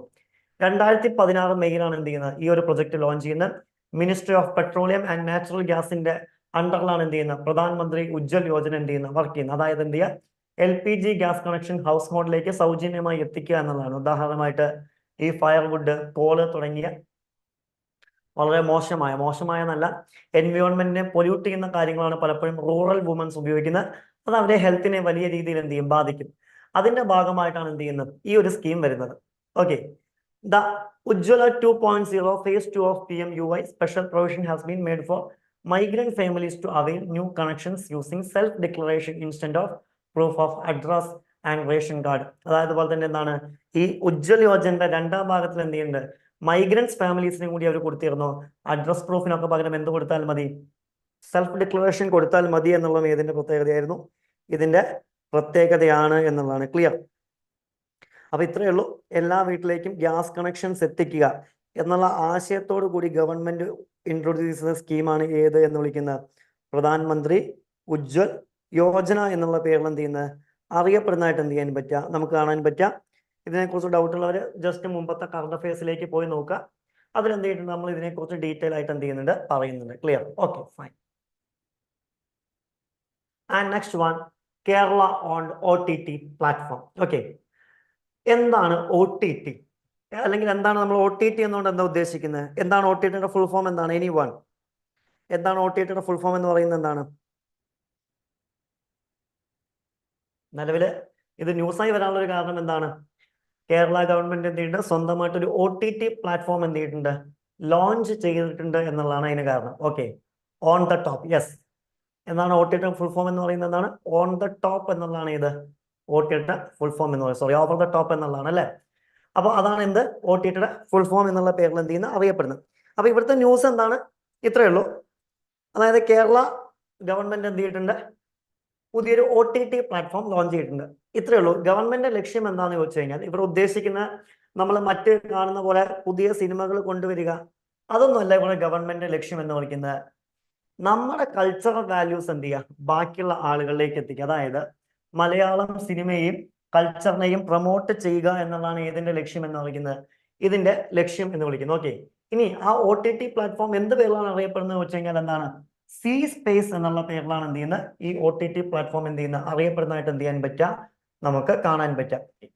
ഇതിന്റെ പ്രത്യേകത എന്താണെന്ന് വെച്ച് കഴിഞ്ഞാൽ, ഓൾറെഡി തിയേറ്ററിൽ റിലീസ് ചെയ്ത സിനിമകൾ മാത്രമേ ഇതിന്റെ ഭാഗമായിട്ട് വരൂ, ഇതിന്റെ ഭാഗമായിട്ട് എന്ത് ചെയ്യുള്ളൂ, വരൂ. ഇനി ഇത് ആരാണ് മാനേജ് ചെയ്യുന്നതെന്ന് വെച്ച് കഴിഞ്ഞാൽ ആരാണ്? Kerala state film development corporation ആണ് ഇത് മാനേജ് ചെയ്യുന്നത്. ശ്രദ്ധിക്കുക, ഇവിടെ നമ്മൾ കാണുന്ന പോലെ എല്ലാ കൊമേഴ്ഷ്യൽ ഫിലിംസും ഇതിന്റെ ഭാഗമാക്കുക, സി സ്പേസിന്റെ ഭാഗമാക്കുക, അതൊന്നല്ല ഇതിന്റെ ലക്ഷ്യം എന്ന് വിളിക്കുന്നത്. ഓക്കെ, ഇപ്പൊ ഉദാഹരണമായിട്ട് നമ്മുടെ അവാർഡ് ഫിലിംസ് അല്ലെങ്കിൽ നമ്മളെ കൾച്ചറുമായി ബന്ധപ്പെട്ട കാര്യങ്ങളൊക്കെ ഉണ്ടല്ലോ, അവിടെ അതാണ് എന്ത് ചെയ്യുന്നത് സി സ്പേസിന്റെ ലക്ഷ്യമായിട്ട് പറയുന്നത്. ഓക്കെ, ഇതിന് ഏകദേശം ഒരു 60 അംഗ പാനലാണ് ഇതിനുള്ളതായിട്ട് എന്ത് ചെയ്യാൻ പറ്റുക, നമുക്ക് കാണാൻ പറ്റുക. ഏതൊക്കെ കണ്ടന്റ് ആഡ് ചെയ്യണം എന്നൊക്കെ നോക്കുന്നതിന് വേണ്ടി ഏകദേശം 60 അംഗ പാനലാണ് ഇതിന്റെ ഭാഗമായി പ്രവർത്തിക്കുന്നത്. ഇതിന്റെ ഭാഗമായി പ്രവർത്തിക്കുന്നതായിട്ട് എന്ത് ചെയ്യാൻ പറ്റുക, നമുക്ക് കാണാൻ സാധിക്കുക എന്നുള്ളതാണ്. ക്ലിയർ ആണോ? നെക്സ്റ്റ് വണ്ണാണ് Mahtari Vandan Yojana. Okay, in a move towards women empowerment, the Prime Minister recently launched the Mahtari Vandan Yojana Chhattisgarh. എന്താണ് ഈ ഒരു സ്കീം കൊണ്ട് ഉദ്ദേശിക്കുന്നത് നമുക്ക് നോക്കാം. ഓക്കെ, ഈ സ്കീം എന്താണെന്ന് വെച്ച് കഴിഞ്ഞാൽ എന്താണ്, വുമൻസിന് എന്ത് ചെയ്യുക, എക്കോണമിക് എംപവർമെന്റ് ആണ്. എന്താണ്? എക്കോണമിക് എംപവർമെന്റ് കൊടുക്കുക. ആരൊക്കെയാണ്? ഉദാഹരണമായിട്ട് ഫൈനാൻഷ്യൽ സെക്യൂരിറ്റി അല്ലെങ്കിൽ ജെൻഡർ ഈക്വാലിറ്റി ഒക്കെ എത്തിക്കുന്നതിന് വേണ്ടിയിട്ട് എന്ത് ചെയ്യുക, എക്കോണമിക് എംപവർമെന്റ് കൊടുക്കുക എന്നുള്ളതാണ് ഇതിന്റെ ലക്ഷ്യം, ഈ ഒരു സ്കീമിന്റെ ലക്ഷ്യം. അതായത് 21 വയസ്സിന് മുകളിലുള്ളവർക്കായിരിക്കും എന്ത് ചെയ്യുക, ഇത് കൊടുക്കുക. അതായത് 2024 ജനുവരി 1 21 വയസ്സ് പൂർത്തിയാകുന്നവരായിരിക്കും എന്ത് ചെയ്യുക, ഇതിൽ കൊടുക്കുക. ഇതിൽ ആരൊക്കെയാണ് ഉണ്ടാവുക എന്ന് വെച്ച് കഴിഞ്ഞാൽ, വിഡോസ്, ഡൈവേഴ്സ്ഡ് വുമൻസ്, അതുപോലെ തന്നെ എന്താണ് ഡിസേർട്ടഡ് വുമൻസ്, അവരൊക്കെയാണ് ഇതിന്റെ ഭാഗമായിട്ട് വരുന്നത്. ഇതിന്റെ ഭാഗമായിട്ട് എന്ത് ചെയ്യുന്നത് വരുന്നത്. And eligible married woman in Chhattisgarh will receive financial aid of 1000 per month through the direct benefit transfer. അതുപോലെ തന്നെ എന്താണ് എലിജിബിൾ ആയിട്ടുള്ള മാരീഡ് വുമൻസിന് എന്താണ് DBT വഴി എന്ത് ചെയ്യും, മാസം 1000 രൂപ എന്ത് ചെയ്യും എത്തുമെന്നുള്ളത് ഇതിന്റെ പ്രത്യേകതയാണ്. Approximately 70 lakh women are expected to benefit from the Mahtari Vandan Yojana in Chhattisgarh. അതായത് എന്താണ്, ഏകദേശം 70 ലക്ഷം സ്ത്രീകളിലേക്കാണ് ഈ ഒരു പ്രൊജക്ട് എന്ത് ചെയ്യുന്നത് എത്തുക എന്നുള്ളതാണ് ലക്ഷ്യം വെക്കുന്ന. അവരുടെ സോഷ്യോ എക്കോണമിക് അപ്ലിഫ്റ്റ്മെന്റിന്റെ ഭാഗമായിട്ടാണ് എന്ത് ചെയ്യുന്നത് ഇത് കൊണ്ടുവരുന്നതായിട്ട് എന്ത് ചെയ്യാൻ പറ്റുക, നമുക്ക് കാണാൻ പറ്റുക. ഇതുപോലെ തന്നെ ഗവൺമെന്റ് കൊണ്ടുവന്ന അതർ ഇനീഷ്യേറ്റീവ്സ് ആണ് വുമൻസിന്റെ ഉദാഹരണമായിട്ട് ഉന്നമനത്തിന് വേണ്ടി കൊണ്ടുവന്ന അതർ ഇനീഷ്യേറ്റീവ്സ് ഏതൊക്കെയാണെന്ന് വെച്ച് കഴിഞ്ഞാൽ ഏതാണ്? പ്രധാനമന്ത്രി മതൃ വന്ദൻ യോജന, അതുപോലെ തന്നെ എന്താണ് ലക്ഷപതി ദിഖി, ജൻധൻ അക്കൗണ്ട്, മുദ്ര loans, Beti Bachao and Beti Padhao and Ujjwala scheme. ഇതൊക്കെ എന്താണ് വുമൻസിന്റെ എംപവർമെന്റിന് വേണ്ടിയിട്ട് എന്താണ് ഗവൺമെന്റ് കൊണ്ടുവന്നത്. അപ്പൊ ചോദിക്കാം, ഇത് കൂടാതെ വുമൻസിന്റെ എംപവർമെന്റിന് വേണ്ടി കൊണ്ടുവന്ന സ്കീമുകളെ ചിലപ്പോൾ ലിസ്റ്റ് ചെയ്ത് ഓട് വൺ ഔട്ട് വൺ ആക്കാൻ പറയാം. ഏതൊക്കെയാണ്? പ്രധാനമന്ത്രി മാതൃവന്ദൻ യോജന ഇതിന്റെ ഭാഗമാണ് അല്ലെ. അതുപോലെ തന്നെ ലഖ്പാട്ടി ദിഡി, ജൻധൻ അക്കൗണ്ടുകൾ, മുദ്ര ലോൺസ്, ബേട്ടി ബച്ചാവോ ബേട്ടി പഠാവോ, ഉജ്ജ്വല യോജന ഒക്കെ ഇതിന്റെ ഭാഗമായിട്ടാണ് വരുന്നത്. ഇത്തരം എംപവർമെന്റ് സ്കീമിന്റെ ഭാഗമായിട്ട് വരുന്നതായിട്ട് എന്ത് ചെയ്യാൻ പറ്റും, നമുക്ക് കാണാൻ സാധിക്കും എന്നുള്ളതാണ്. ക്ലിയർ? നെക്സ്റ്റ് വൺ ആണ് ഇത് blue line. Okay, recent the borders between Israel and Lebanon have been under intensified attack by Heboth. അതാണ് ഇത് ന്യൂസിൽ വരാനുള്ള ഒരു കാരണമായിട്ട് പറയുന്നത്. ഓക്കെ, ഇവിടെ നമ്മൾ നോക്കേണ്ട ഒരു കാര്യം എന്താണെന്ന് ചോദിച്ചു കഴിഞ്ഞാൽ, ഉദാഹരണമായിട്ട് എന്താണ് ബ്ലൂ ലൈൻ എന്നുള്ളതാണ്. എന്താണ് ഇസ്രായേൽ ലെബനിയൻ തമ്മിലുള്ള ബോർഡറിനെ നമ്മൾ വിളിക്കുന്ന പേരാണ് ഇത് ഈ ബ്ലൂ ലൈൻ എന്ന് പറയുന്നത്. ഇത് ആരാണ് സെറ്റ് ചെയ്തത് എന്ന് ചോദിച്ചു കഴിഞ്ഞാൽ യുണൈറ്റഡ് നേഷൻസ് ആണ് 2000 എന്ത് ചെയ്യുന്നത്, ഇത് സെറ്റിൽ ചെയ്യുന്നതായിട്ട് എന്ത് ചെയ്യാൻ പറ്റുക, നമുക്ക് കാണാൻ പറ്റും. ഓക്കെ, ഇതിനെ തുടർന്ന് എന്ത് ചെയ്യുന്നുണ്ട്, Israel withdrawn its military from the southern Lebanon. അതിനെ തുടർന്ന് എന്ത് ചെയ്യുന്നുണ്ട്, സദേൺ ലെബനിയൻ ഇസ്രായേൽ അവരുടെ മിലിറ്ററി പവേഴ്സിനെ എന്ത് ചെയ്യുന്നുണ്ട്, പിൻവലിക്കുന്നുണ്ട്. ഓക്കെ, അതുപോലെ തന്നെ എന്താണ്, ഇതൊരു ഇന്റർനാഷണൽ ബോർഡറാണ്, പക്ഷെ എന്താണ് ഒരു ഡിമാർക്കേഷൻ ലൈൻ ആണ് എന്നുള്ളത് കൂടി എന്താണ് ഇതിന്റെ പ്രത്യേകതയാണ്.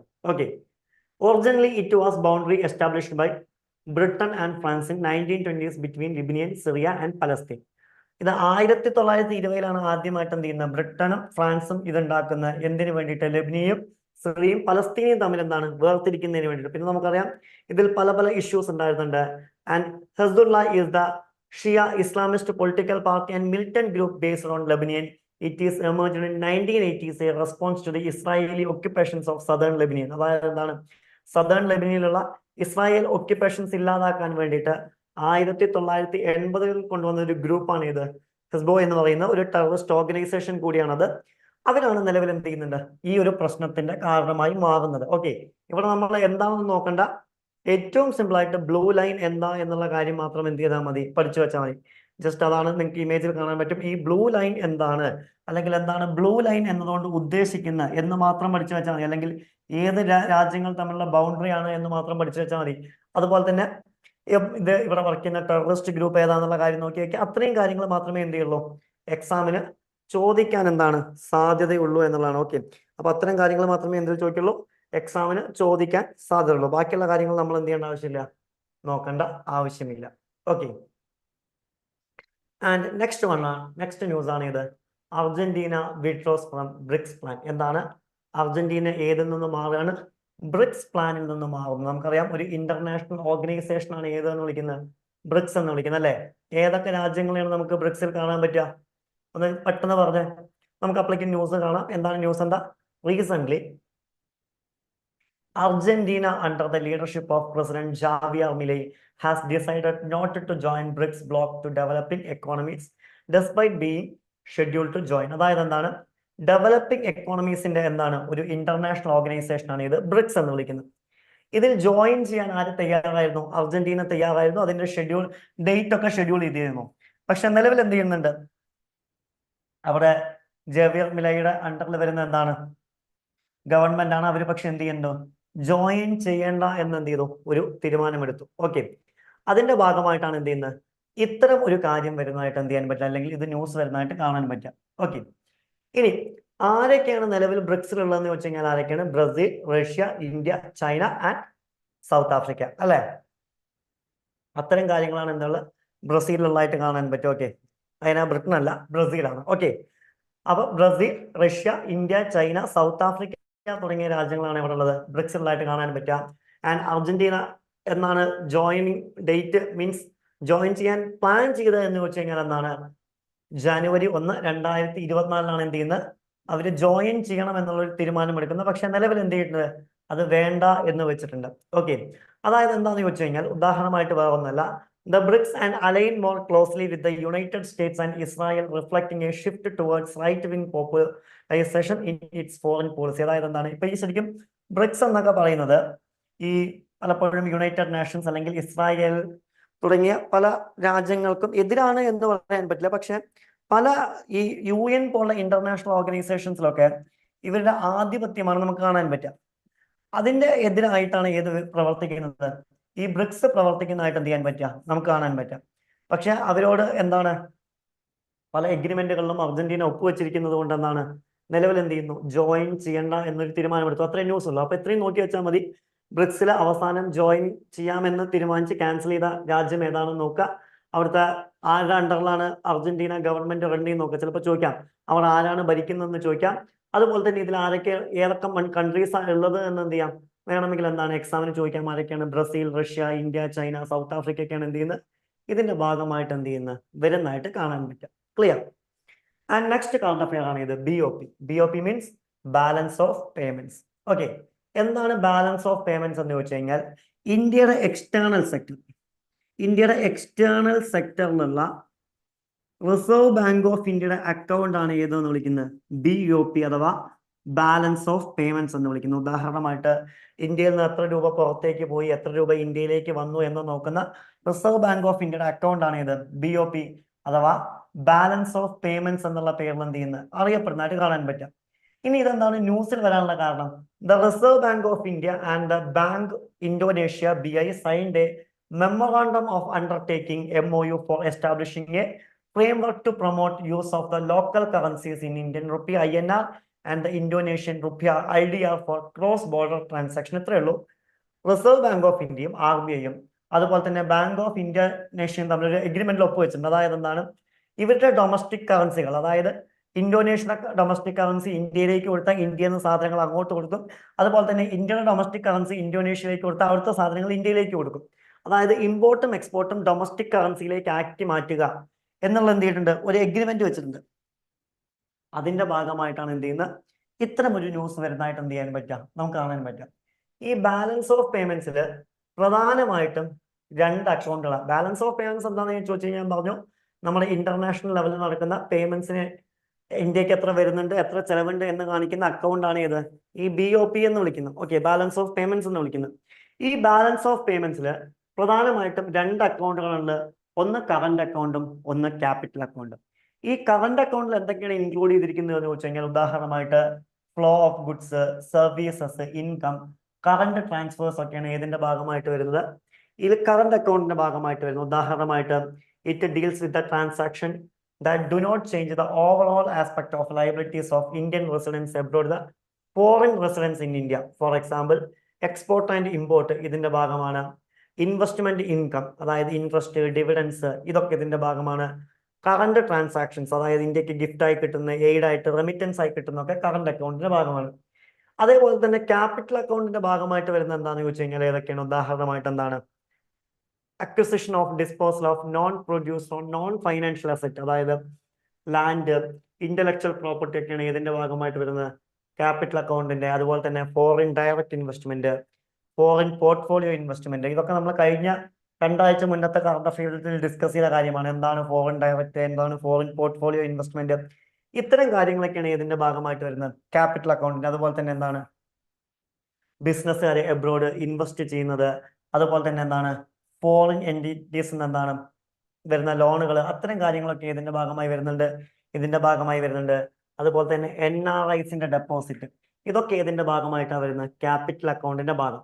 അപ്പോൾ വേണമെങ്കിൽ ചോദിക്കാം, താഴെ തന്നിരിക്കുന്നതിൽ ഏതൊക്കെയാണ് കറന്റ് അക്കൗണ്ടിന്റെ ഭാഗമായി വരുന്നത്, അല്ലെങ്കിൽ ഏതൊക്കെയാണ് ക്യാപിറ്റൽ അക്കൗണ്ടിന്റെ ഭാഗമായി വരുന്നത് എന്നുള്ള കോമൺ ക്വസ്റ്റ്യൻസ് എന്ത് ചെയ്യാം, സാധാരണ നമ്മുടെ എക്സാംസിന് എന്ത് ചെയ്യാം, പ്രതീക്ഷിക്കാം എന്നുള്ളതാണ്. ക്ലിയർ? ആൻഡ് നെക്സ്റ്റ് ന്യൂസ് ആണ് ഇത് ആർക്കിയോളജിക്കൽ സർവേ ഓഫ് ഇന്ത്യ. എന്താണ് ആർക്കിയോളജിക്കൽ സർവേ ഓഫ് ഇന്ത്യ ന്യൂസിൽ വരാനുള്ള കാരണം? The Indoor Bench of Madhya Pradesh High Court has been ordered the Archaeological Survey of India to conduct a scientific survey on the Bojshala Temple Kamal Maula Mosque complex in the Dhar district of clarify its original nature. അതായത് ഇപ്പൊ എന്താണ്, ഇത്രയേ ഉള്ളൂ news എന്ന് പറയുന്നത്. എന്താണ്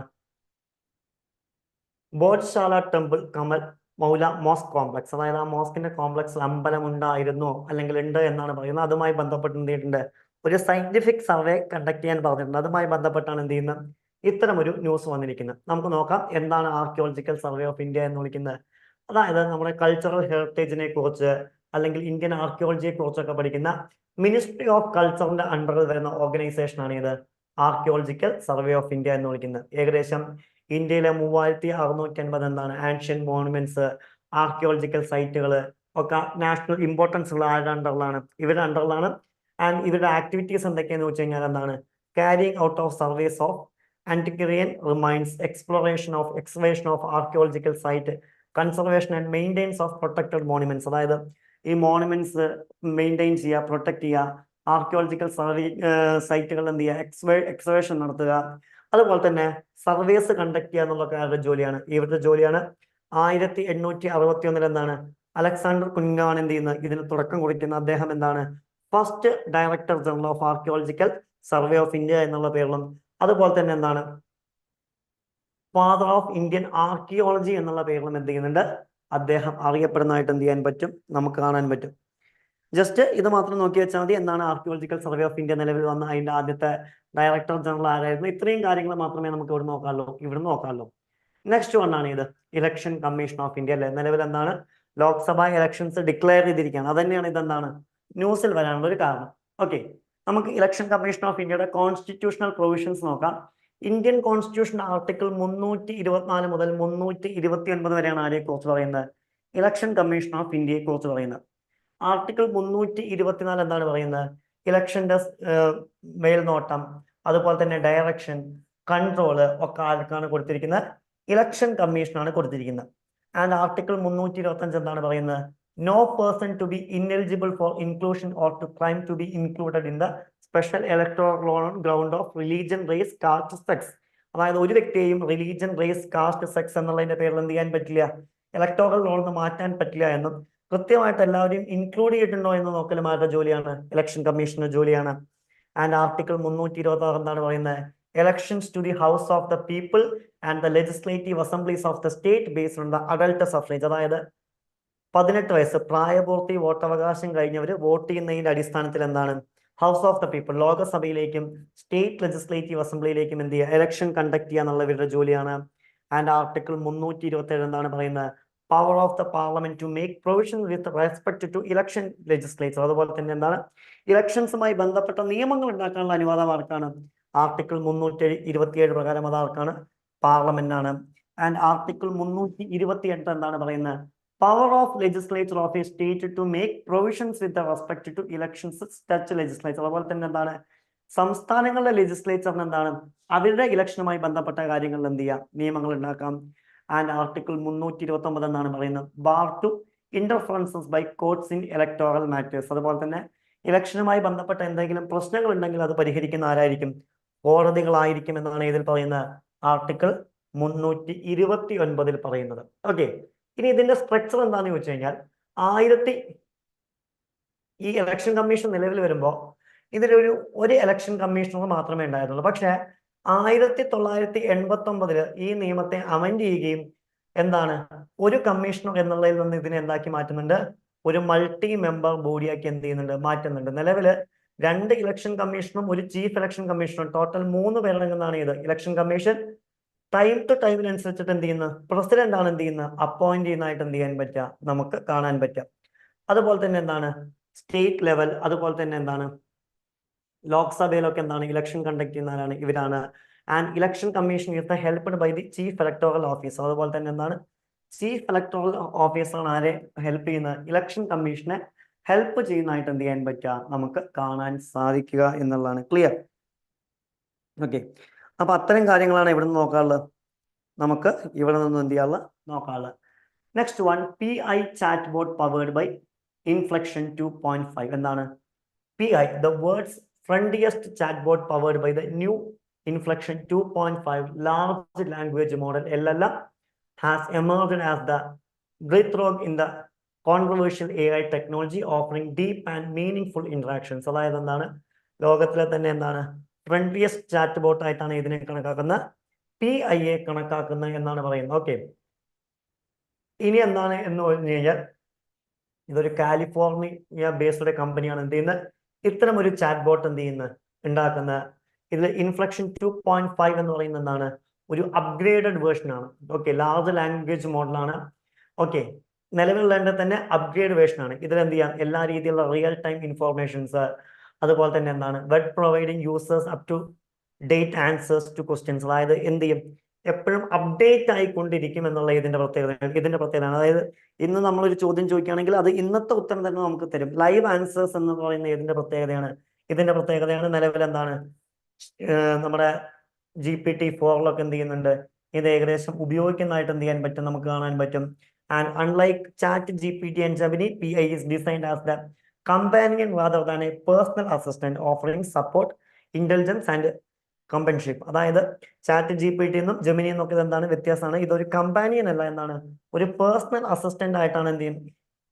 ഇതൊരു companion ആയിട്ടാണ്, അല്ലാണ്ട് ഒരു പേഴ്സണൽ അസിസ്റ്റന്റ് ആയിട്ടല്ല എന്ത് ചെയ്യുന്നത് ഇതിനെ നിർമ്മിച്ചിരിക്കുന്നതായിട്ട് നമുക്ക് കാണാൻ പറ്റും. അതായത് ഏറ്റവും അപ്ഡേറ്റഡ് ഇൻഫോർമേഷൻസ് ആളുകളിലേക്ക് എത്തിക്കുക. നിങ്ങൾ ഇത് മൊത്തം നോക്കണ്ട, ഇത്രയും മാത്രമേ നമ്മൾ നോക്കണ്ടു.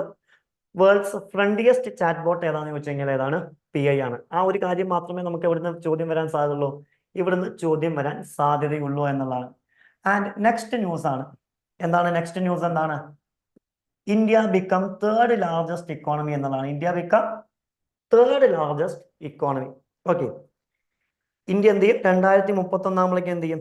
ലോകത്തിലെ തന്നെ എന്താണ് മൂന്നാമത്തെ എന്താണ് വലിയ ഇക്കോണമിയായി മാറുന്നതാണ്. നിലവിലെ എത്രാമത്തെ വലിയ ഇക്കോണമിയാണ് ഇന്ത്യ? നിലവിലെ ലോകത്തിലെ എത്രാമത്തെ വലിയ ഇക്കോണമി ആയിട്ടാണ് നമ്മൾ ഇന്ത്യയെ കണക്കാക്കുന്നത്? Any idea?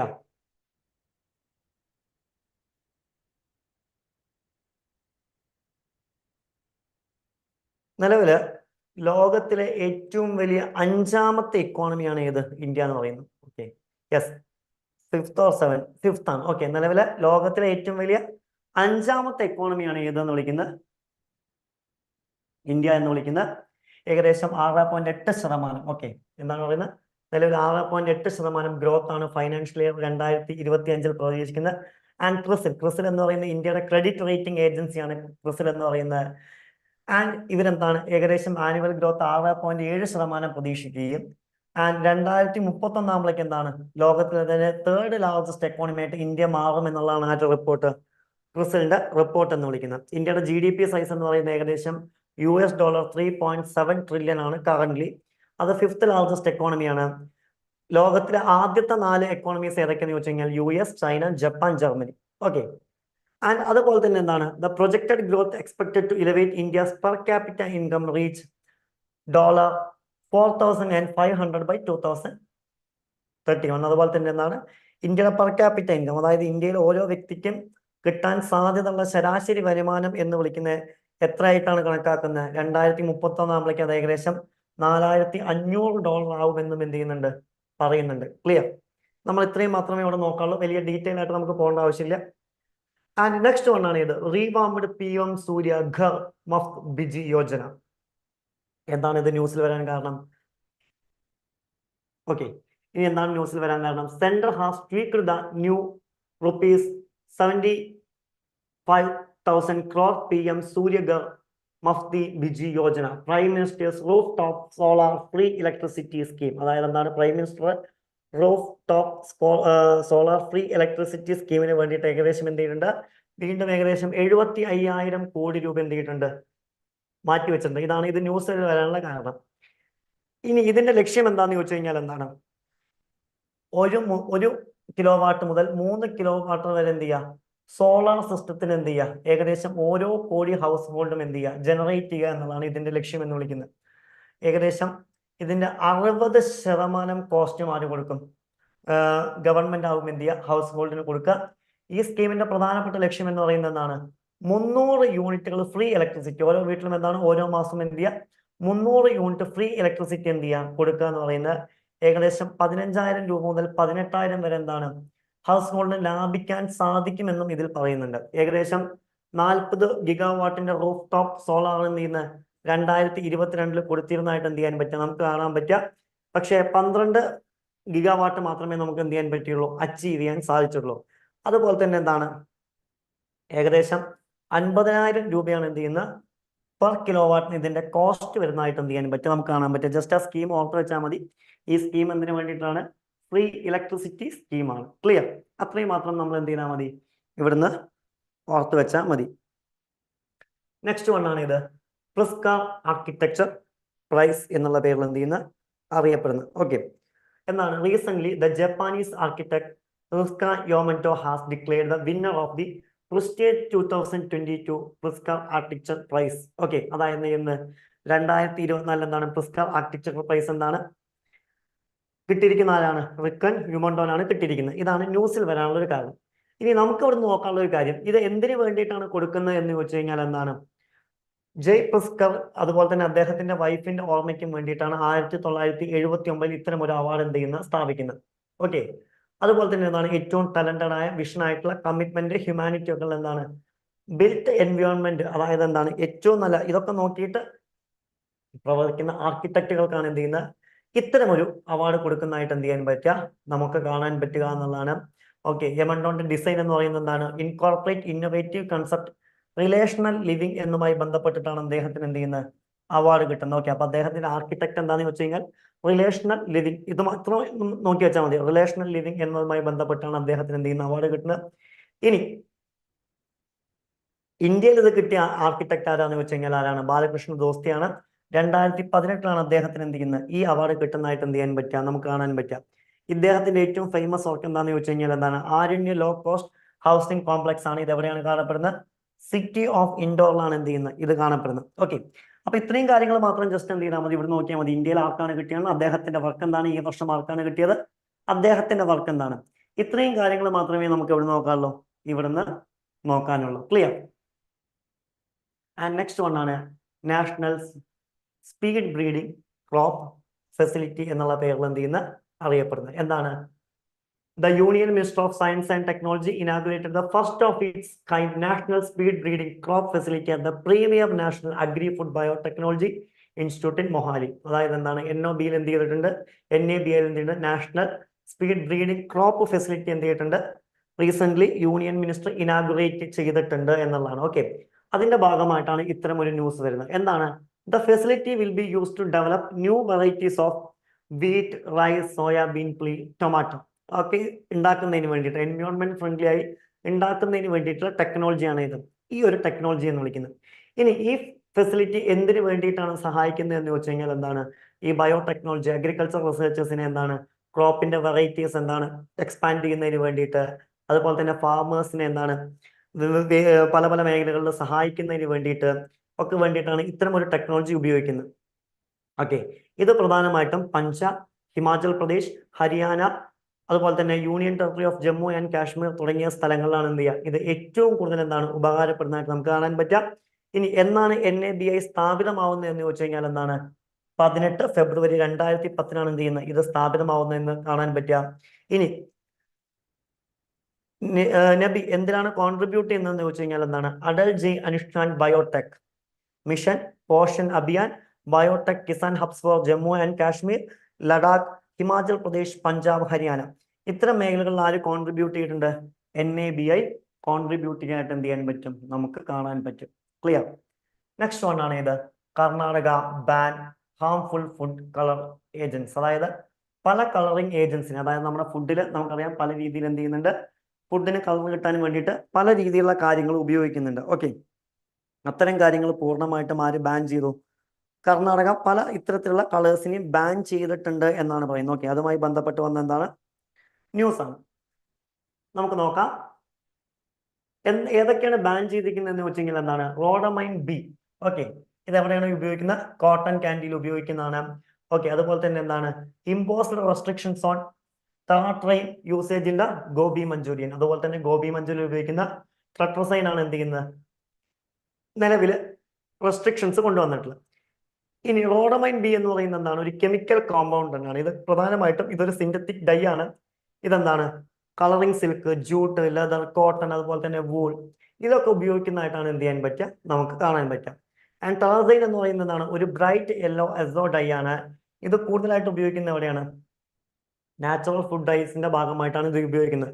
നിലവിൽ എന്ത് ചെയ്തിട്ടുണ്ട്, ഇതിന് പൂർണ്ണമായിട്ടും എന്ത് ചെയ്തിരിക്കുകയാണ്, റെസ്ട്രിക്ഷൻസ് കൊണ്ടുവന്നിരിക്കുകയാണ്. അതായത് ട്രാൻസൈൻ റെസ്ട്രിക്ഷൻസും അതുപോലെ തന്നെ റോഡ് ആൻഡ് ബിക്ക് പൂർണ്ണമായിട്ടും എന്താണ് ബാനും കൊണ്ടുവന്നിട്ടായിട്ട് എന്ത് ചെയ്യാൻ പറ്റും, നമുക്ക് കാണാൻ പറ്റും.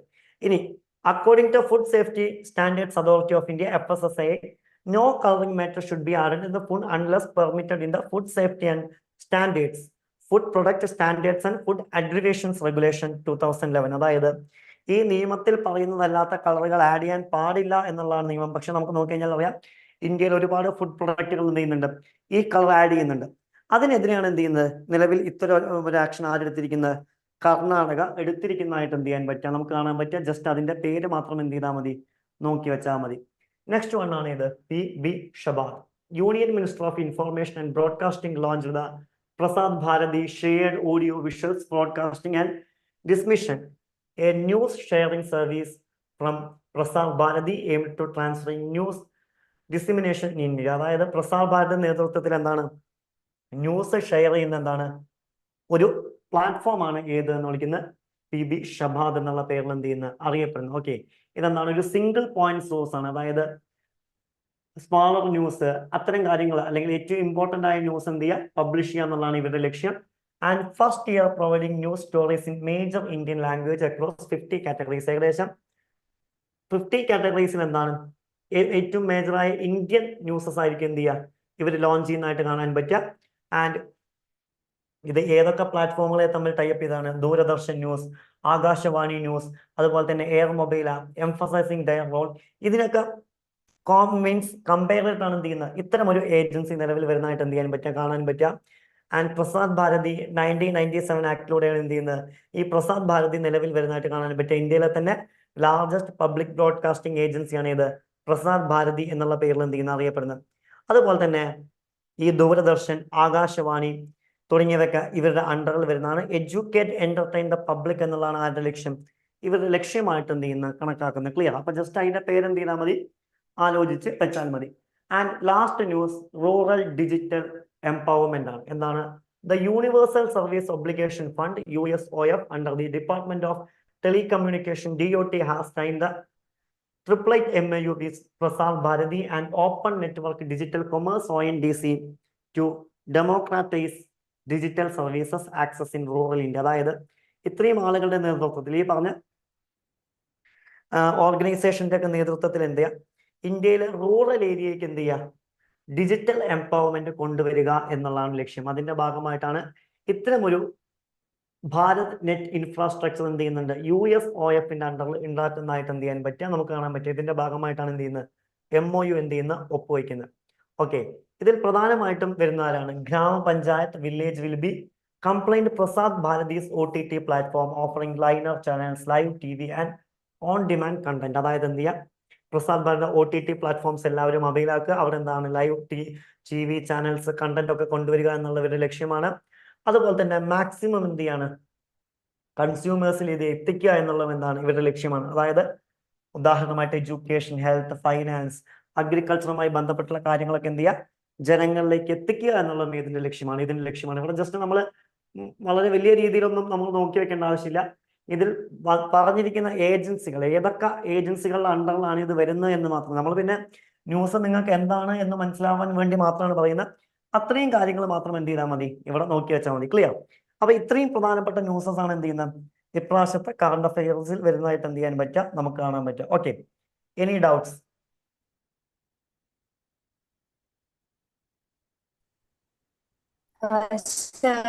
ഇപ്പൊ ഇലക്ഷൻ കമ്മീഷനെല്ലാം മറ്റേ സ്പെസിഫിക് ആയിട്ട് നമ്മൾ ആർട്ടിക്കിൾ ഒക്കെ സ്പെസിഫിക് ആയിട്ട് തന്നെ പഠിക്കണം.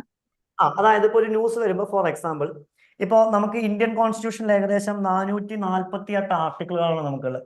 ഈ 448 നമുക്ക് പഠിക്കേണ്ട ആവശ്യമില്ല. പക്ഷെ ഇപ്പൊ ഇലക്ഷൻ കമ്മീഷനുമായി ബന്ധപ്പെട്ടിട്ടോ ഇലക്ഷൻ കമ്മീഷൻ ഓഫ് ഇന്ത്യയുമായി ബന്ധപ്പെട്ടിട്ട് അല്ലെങ്കിൽ ഇപ്പൊ ഉദാഹരണമായിട്ട് UPSCയുമായി ബന്ധപ്പെട്ടൊക്കെ ഏതെങ്കിലും ന്യൂസ് കറണ്ട് അഫയേഴ്സിൽ വരികയാണെന്നുണ്ടെങ്കിൽ ആ ആർട്ടിക്കിൾസ് മൊത്തം നമ്മൾ പഠിച്ചിരിക്കണം.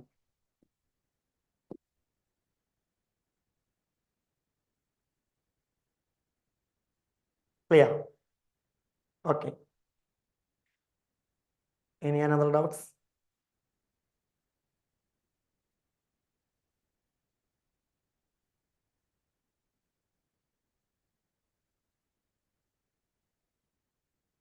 വേറെ എന്തെങ്കിലും ഡൗട്ട്സ് ഉണ്ടോ? Okay, fine. അപ്പൊ എന്ത് ചെയ്യാം നമുക്ക് അടുത്ത ആഴ്ച വീണ്ടും കാണാം. Thank you. Good night and sweet dreams.